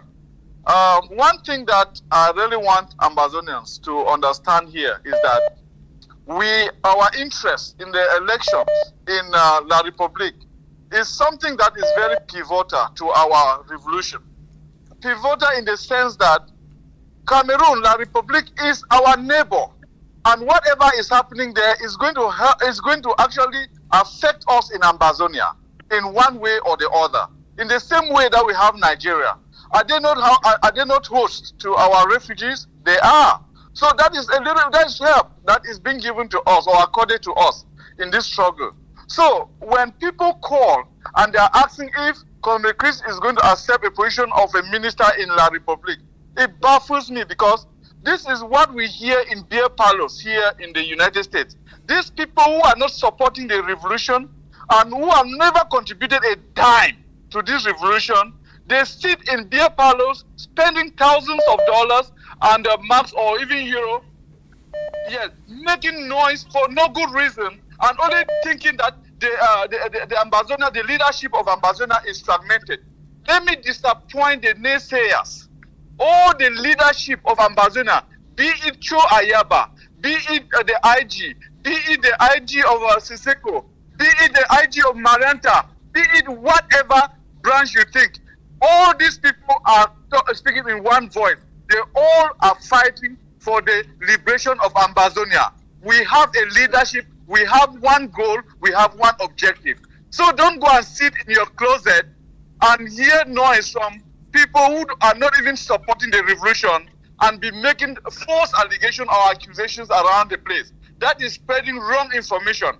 So Ambazonians, we need to learn to do what is right for our people. One thing that is happening here that baffles me is also the fact that I look at what is happening in La République. Do you know that the CPDM did not have a plan? When they were going out there to the polls, the money that was raised in Libialem was put in the hands of Tasson Paul, and that money was shared amongst those who were going to various areas to campaign. And then these people went with the strong instructions to go and loot people's lives, go there and then stack the ballot boxes with CPDM ballot boxes. That is what happened all over. If you go to Ngi, where I come from, the CPDM elites went to Ngi, or they flew. Can you imagine? They don't even have a road going to my place, to Ngi. They had to hire a helicopter which dropped them there, and they went there. Instead of campaigning, they went there, divided the money that was handed to them was in Bamenda, in Ayaba. They shared that money right there in Ayaba at the hotel. In the toilet, they went to a toilet and shared that money there. Took a helicopter, went to Ngi, and there got the ballot boxes with the protection of the gendarmerie and the army, and were stocking ballot boxes, papers into the boxes until SDF came and said, no, this is not what is happening. People revolted against them, and then SDF won Ngi. And then they started negotiating on how many votes should be put for CPDM and how many votes for the LCF. That happened in Womb. It happened in Du, happened in all places that in southern Cameroon or Ambazonia. So all these CPDLs, they are not ashamed of themselves. There's no road going to Nji. There's no road going to Njikwa. There's no road going to Bangem. There's no road going to Nguti. There's no road going to Bakosi or Banyang. There are no roads. They are not ashamed to go there. And then you go to Fako, there's deep sea port. The Musonges are there. Only carrying, you see, when they come, they present themselves, you feel like these are important people. These are people who don't have the kneecap to really fight for theirs. There is no seaport. He has been prime minister, and he is there, the head of bilingualism, without a seaport that was promised to the people. The ring road, where is the ring road? Do these people ask questions? How many years did it take for the tarring of the road from Bafusam to Bamenda? Many years, more than a decade. So it is so shameful that our people are not reasonable enough to see that we have been suffering under this regime, which needs to be changed. Whether Chiroma is coming as a devil, let him come. At least we need a change in La Republic so that those of us who are neighbors in Ambazonia, we can be able to deal with them as partners or as a foreign country or neighbors. Thank you, sir. Thank you. Thank you. Hello. Hello. Hello. Yes, hello. Comrade Chris. Yes, sir. Where are you calling from? Texas? I think so.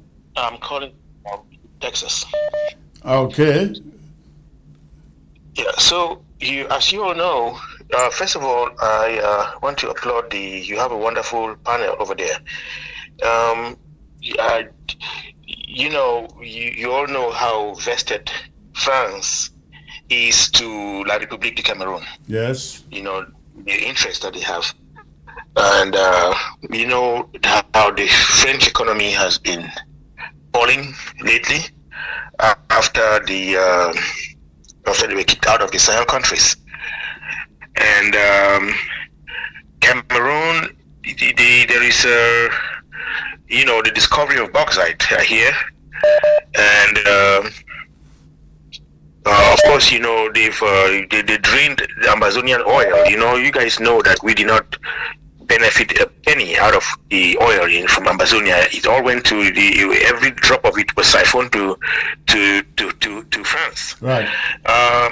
Do you think?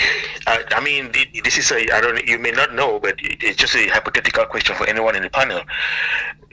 Because if Issa Chiroma could be answerable to Paris, I'm sure they would want to make him president as soon as possible. But right at the moment, they don't know if he's going to be another Ibrahim Traore, you know. Do you really see Chiroma becoming an Ibrahim Traore? Yes, which is going to be a good thing, you know. If he becomes another Ibrahim Traore, that's going to be a good thing for La République. And by extension, whether we like it or not, it's going to be a good thing for Amazonia in this. I mean, just like some good leader in Nigeria is going to be a good thing for Amazonia, if you know what I'm talking about. Yeah.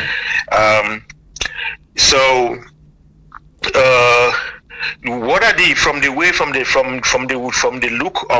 way we look at things? Do you think Ibrahim Traore? Because you see, Ahidjo was handpicked by the French after independence, right? So he was not put there by he was not a popular, he was not put there by the people. And so is Paul Biya. Now we have, this guy has come. So make the point, so make the point. We have so many other callers. Make the point, ask the question, let's see. Okay, let me just put to go. So what, do you think he can be bought by the French? I really cannot tell. I don't know him that much. He says he's my friend. I don't know him that much to vouch for him. Maybe Eric can answer the question. Not actually, Chris. I think he's your friend. Probably you know him better than I do. To ask whether can he be bought by France, it's a question that only Chiroma himself can answer. I think it's a question only Chiroma can answer, and those shouldn't really be the concerns at this point. People shouldn't try crossing a bridge before arriving at a bridge. The most critical issue at this moment is to support Chiroma to dismantle a system that has been there for 43 years plus. This is what people should really be worried about. What happens thereafter, I would advise people hold their guards till that moment, till they get to the bridge or to the river. All right. Before trying to cross it. Hold on there. Hello. Hello. Hello? Yes, so where are you calling from? I'm calling from Florida. Okay, what is your contribution, sir? Okay, yeah. I'm trying to understand. Do you think that Issa Chiroma will be a solution to the Anglophone problem? Good question. That's my third question. Okay. And then the second one is, if he is not a solution to the Anglophone problem, let's say we don't separate, like him understanding that there is an issue in the Anglophone side of Cameroon, and for us to actually separate, do you think he is going to be very inclusive, thinking of giving you like a position, giving you a position in his government, a very significant position, and allow you to work freely to maybe table the problems? Hold on there. Hold on. Let me ask you a question. Would you like me, Chris Ano, from Ambazonia? I mean, I'm asking for your personal opinion. Would you like to see me take a position in Issa Chiroma's government if he should extend that hand? I think that all we want, because the origin of this problem is because we were not given a fair share when we decided to join them. A fair share? What do you mean by a fair share? You mean a fair share of the resources or a fair share of positions? Fair share of resources. So what does it mean if I should take a position without the resources? The thing is, you can take a position and also still be able to table our problems. That is what we heard. That is what we heard from the Paul Atanganji, the Paul Tasong, the Ngala Gerard.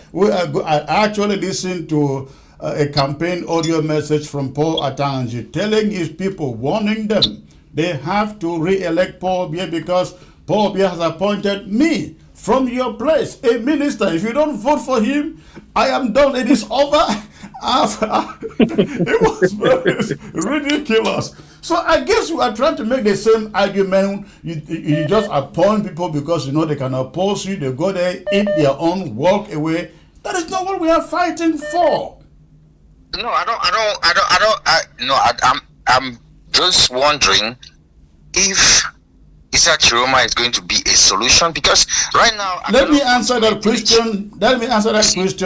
My answer is I don't know. We have to wait, like others are saying, until he steps in, and we'll see what he is ready to do. Going to step in. You understand that? Going to step in.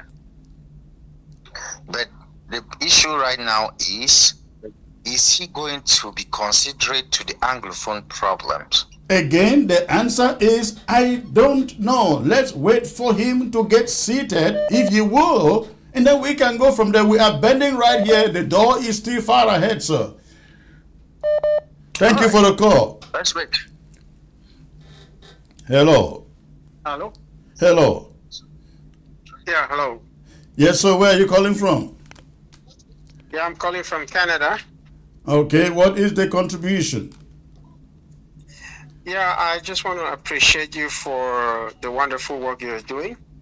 I just do believe that the election in La Republic actually really affects us.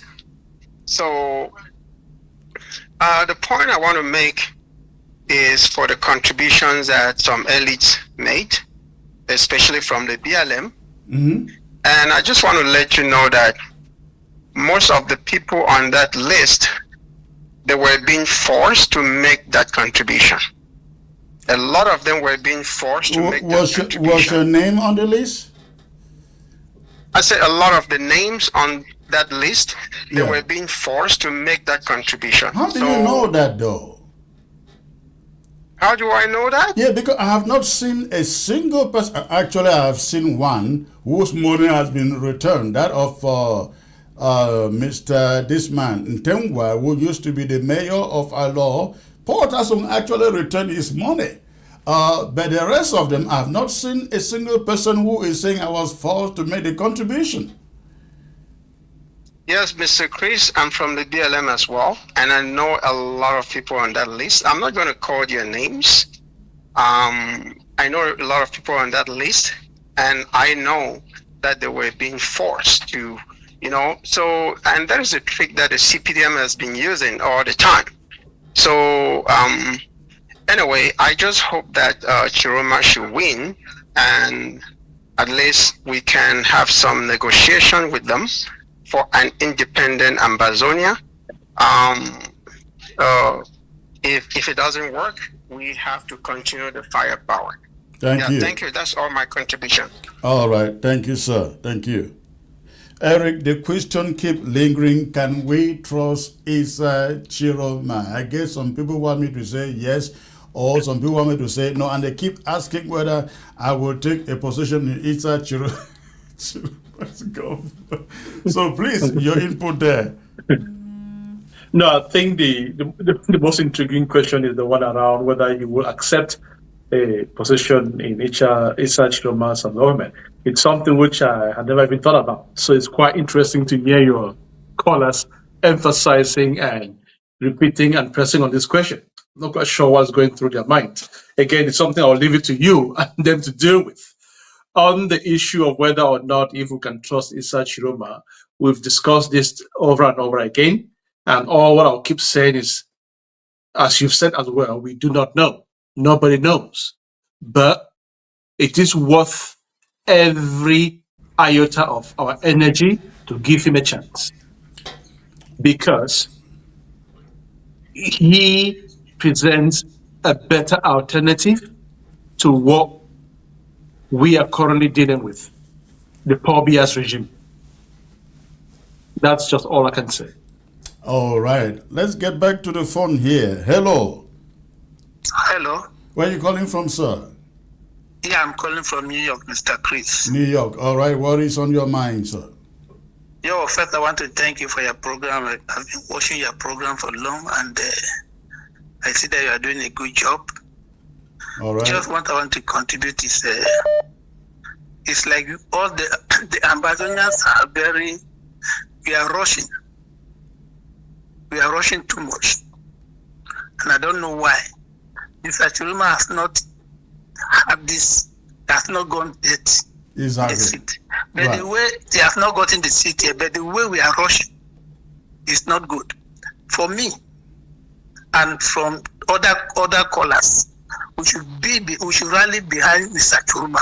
This is the only person that has come up that we speak with the Ambazonian. I don't know what you are saying, though. You started by saying Ambazonians are rushing rather too much. And then you say we should rally behind Chiroma. I don't know what you are saying. Because it's like, when I said we are rushing, it's like they want to know what Mr. Chiroma will do to the Ambazonian people. You are right there, but then you are saying we should rush behind him. He has not gotten the seat yet. But it's like we have only started proposing what or enforcing what is going to do with the Ambazonian people. And why we are not supporting him. This is the only person who have come up to say he will speak with the Ambazonian people. He will give amnesty to free our people, which is very good. So we should calm down and support Mr. Chiroma to get into this seat. Then we can talk. All right.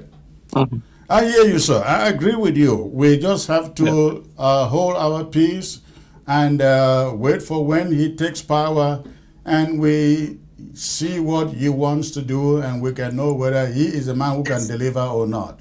Exactly. So we should stop taking, I don't know, the most important thing, our people should get out of that praise. All right, thank you. Thank you. Have freedom. Thank you for the call. Thank you very much. All right. Hello. Hello.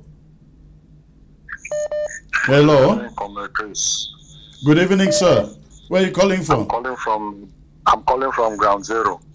Okay, what is on your mind, sir?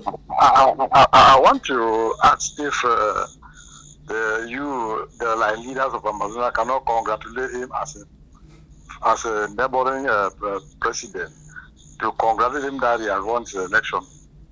Well, you can expect that the leader of the interim government will do. I am no longer the leader of the interim government, but that's a good idea. At least during the last celebration of La République du Cameroon's Independence Day on January 1, 2005, we actually sent him a congratulatory message to thank him for their Independence Day. I guess we will send one to Issa Chiroma for congratulating him to becoming our next door leader and president, right? But I was thinking that by now that is overwhelmingly congratulated by some people, then the leader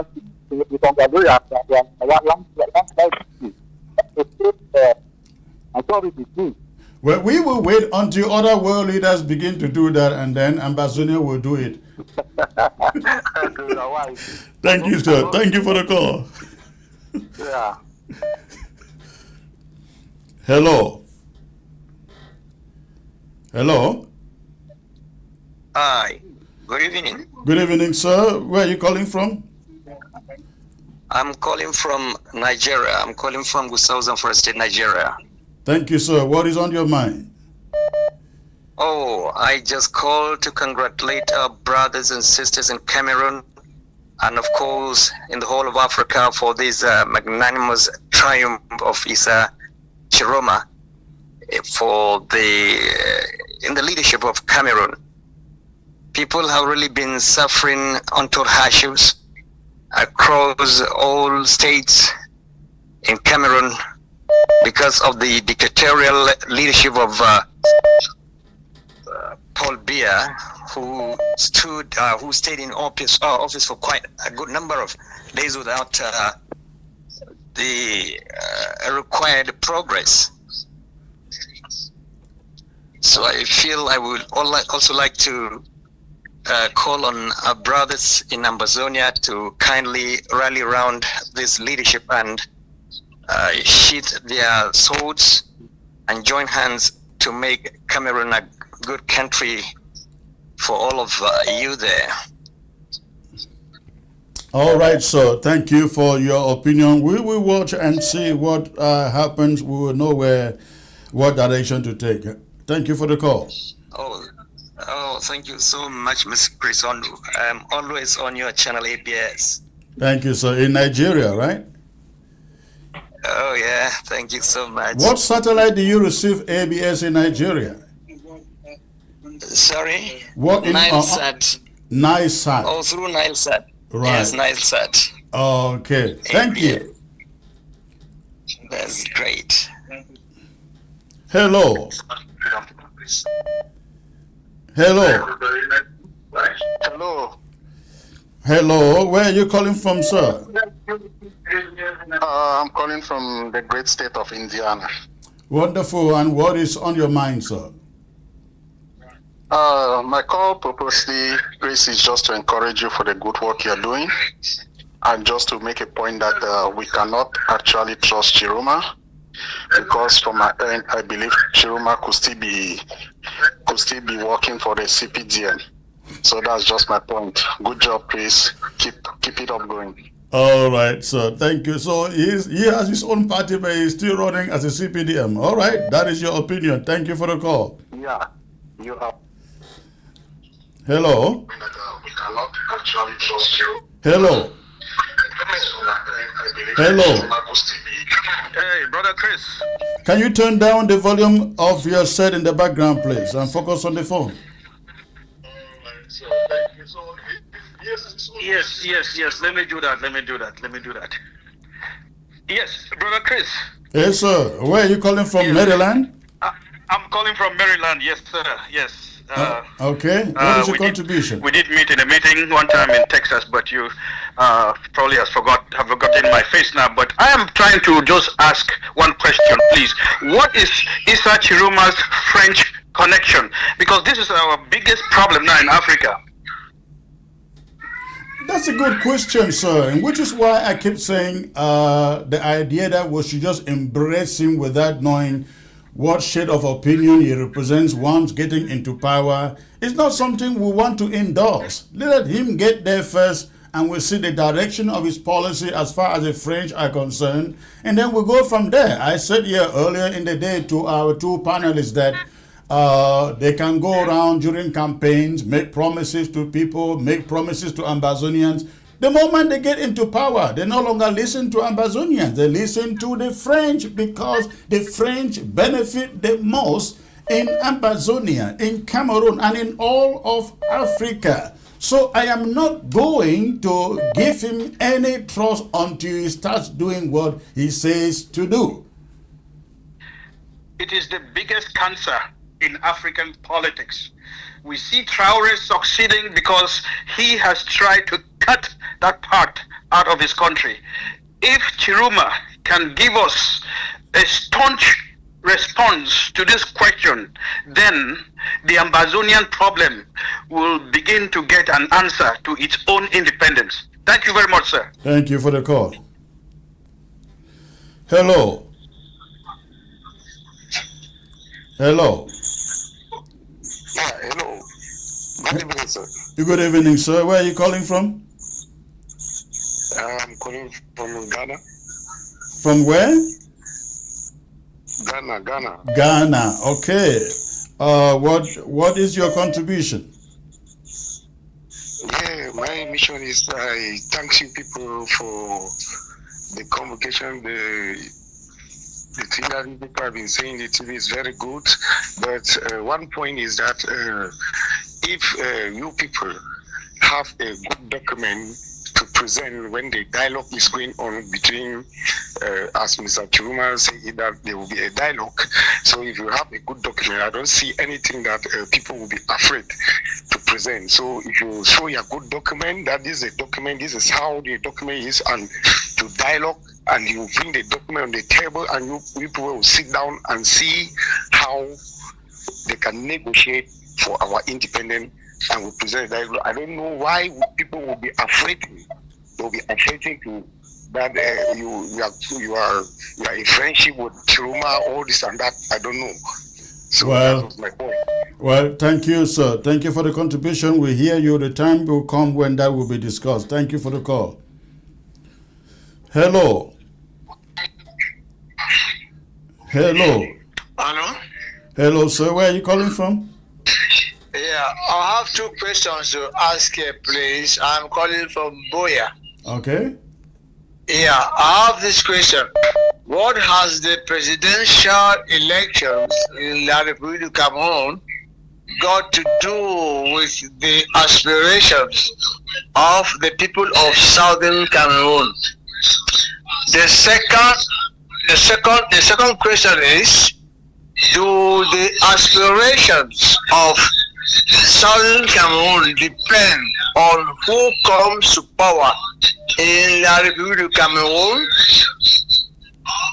Those are two very legitimate questions, sir, but I will answer it this way. It is important who is over there in La Republic of Cameroon so far as Ambazonia is concerned, because you know that for 9 years we have been fighting with the regime over there. They have refused to sit down with us. At least the smidgen of hope that we have is that Issa Chiruma is promising to formally sit down and discuss Ambazonia without the subject being a taboo. So that is one hope that we have there. We're always very open for every form of dialogue or negotiation, and we look forward to embracing him when he is in charge and bring up that suggestion. All right. Hello. So that is one hope that we Hello. Hello. Hello. Hello. Hello, sir. You are live. What is your contribution? Yes, Comrade Chris. Thank you so much. Let me put this. Oh my goodness, the volume of my set. Yeah, Comrade Chris. Thank you so much for always being there for us. I have two concerns. I'm calling from the great state of Texas, and this is Uncle B. Okay. My concern I want to express here has to do with when, even though we seem to be very skeptical to accepting or can we trust Issa Chiroma, you can't trust somebody or a situation like us. It is difficult to know exactly what is in the mind of the other until you go sit at that table. Yeah. And we have all the options to sit at the table. If you know what we want, we move out. We are not going to be tied to be there to accept everything that is going to say. Even though we say we are open at any moment. When anybody want to talk with Ambassador, we are open. We are not close to anybody. If a such rumor is coming to let us talk, we are open for the talk at any time. Secondly, let the talk that he's talking about not be in terms of jamboree, like the grand dialogue that they do. Would it be Ambazonia versus we select our people who sit there? They select their people, not that we don't go sit in a big room and they're going to say this is the consensus. So, I mean, it's going to be this with 3 Ambazonia to 3 La Republic, or 4 Ambazonia to 4 La Republic to come. Only they come out with what they think we can believe in. And not hold on there, Uncle B. I think this is what I am looking for. We're not looking for Issa Chiroma or Cameroon to call us and sit down and we talk Cameroon problems. We're hoping that he will be calling us to discuss Ambazonia conflict. Because those are two separate things. They have always made us, every time that Ambazonians stepped out to protest what is going on in that country, they call it Cameroon problem. Remember the GCE program and so on. Then when this conflict started, they called Grand National Dialogue instead of solving Ambazonia crisis. Then they try to solve Cameroon problem. We hope that it doesn't repeat itself. We're not going to sit on the table to discuss Cameroon problems. We hope to discuss Cameroon Ambazonia problem. That's exactly what I'm saying. All right. Exactly what I'm saying. Thank you so much. I appreciate it. I may have to call again. Thank you, sir. Thank you for now. Thank you. Yes, please. Hello. Hello. Hello. Hello. Where are you calling from? I'm calling from Yaoundé. Okay, what do you have in mind?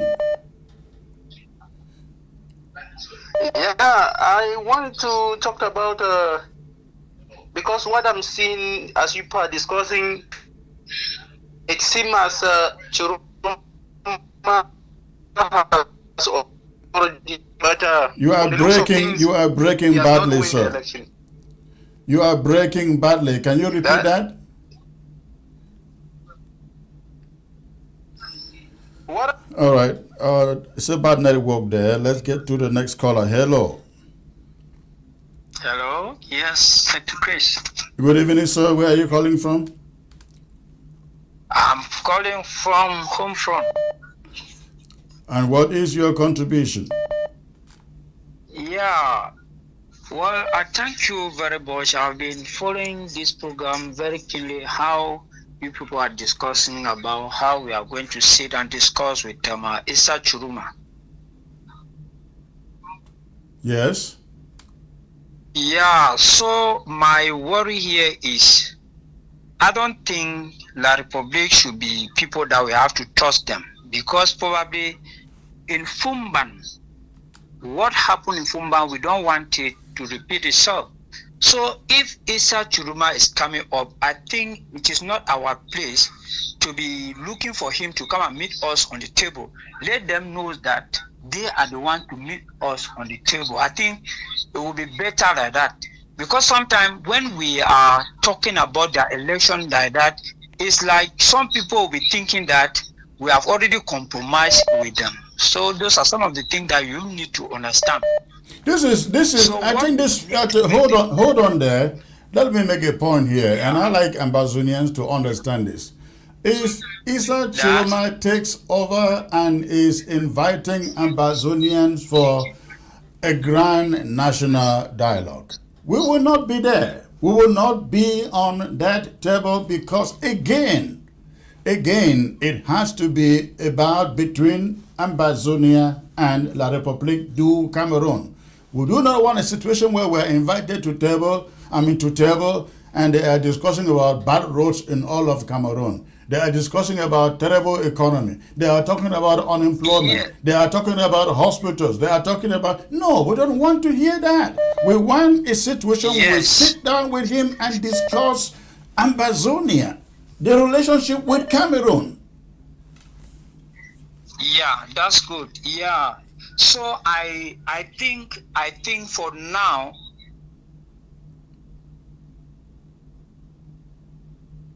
Well, lost you, sir.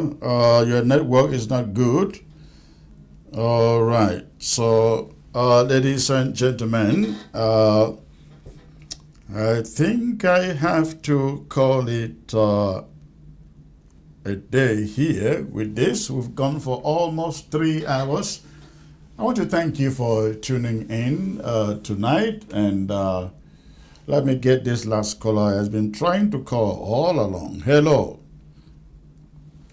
Hello. Hello, Chris. Yes, good evening, sir. Where are you calling from? Good evening. I'm calling from the Netherlands. I want to thank you, first of all, for your incredible job that you're doing. Thank you. And really appreciate.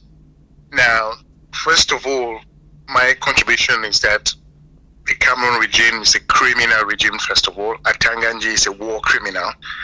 I think he will go to prison, and he knows what that plays. I think Mr. Chiroma, the Ambazonians are gone already. What the Ambazonians should be thinking at this time is to arm the Amba boys.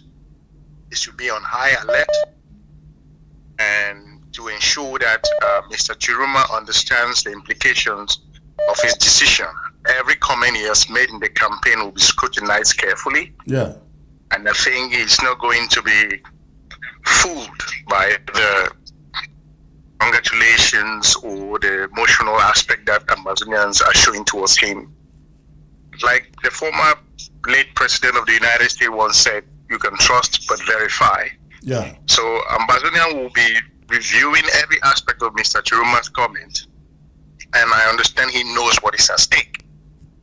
An indication of this was when he went to Bamenda, and he was cautioned that you cannot sing the national anthem of Cameroon in that territory. Yeah.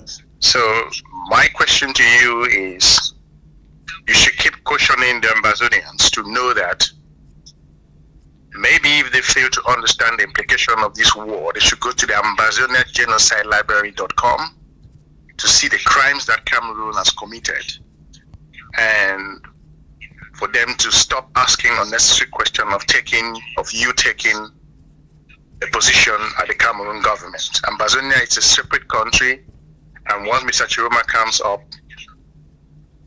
two nations will sit on the table to address things. If it fails, then we have to keep fighting for the next 15 years. That's just all I wanted to contribute. All right. Thank you, sir. Thank you. I appreciate it. All right, ladies and gentlemen, again, we're going to end it there, but let me read this. Hello, Mr. Chris. The meaning of Chiroma in Hausa is my blessings or my gift. Thank you for the interpretation there. Thank you. I can no longer take calls, so I'm sorry. Maybe on a different occasion.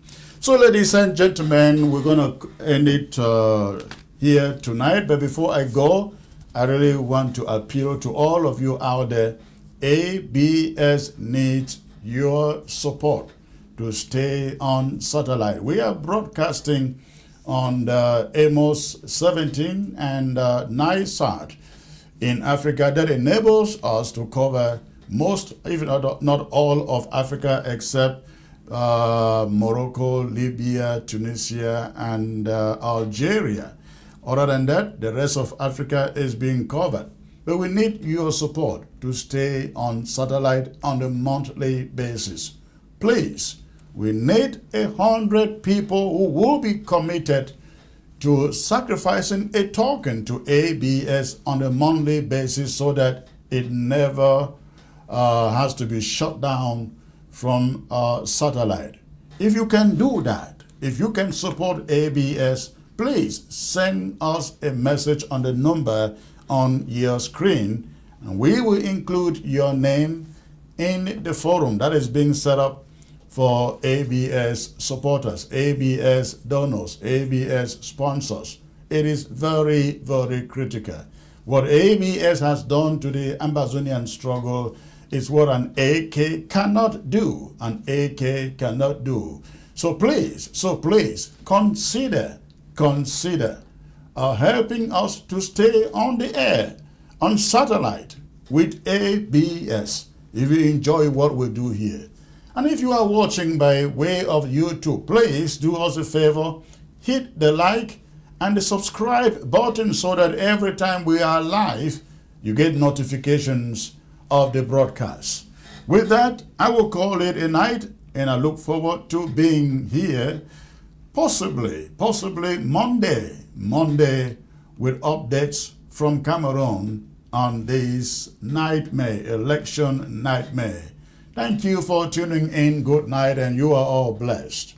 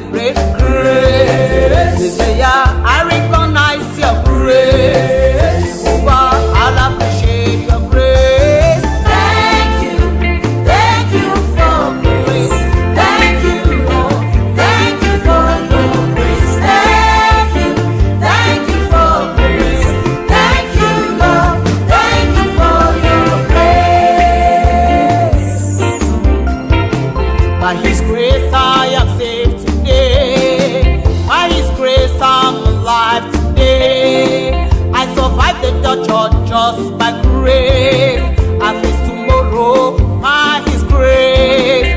I am nothing without His grace. All I am is by His grace. Thank you for grace. Thank you, Lord. Thank you for your grace. Thank you for grace. Thank you, Lord. Thank you for your grace.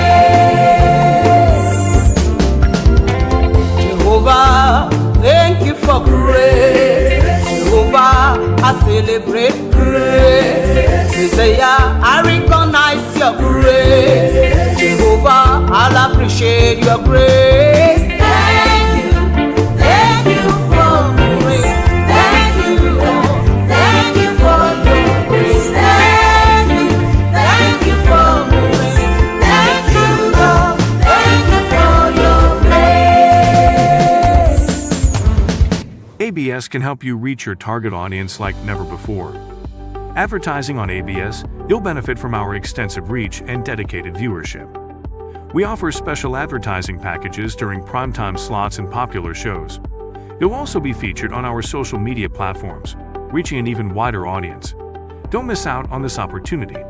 Take your business to the next level. Contact our advertising team at absafricatv@gmail.com.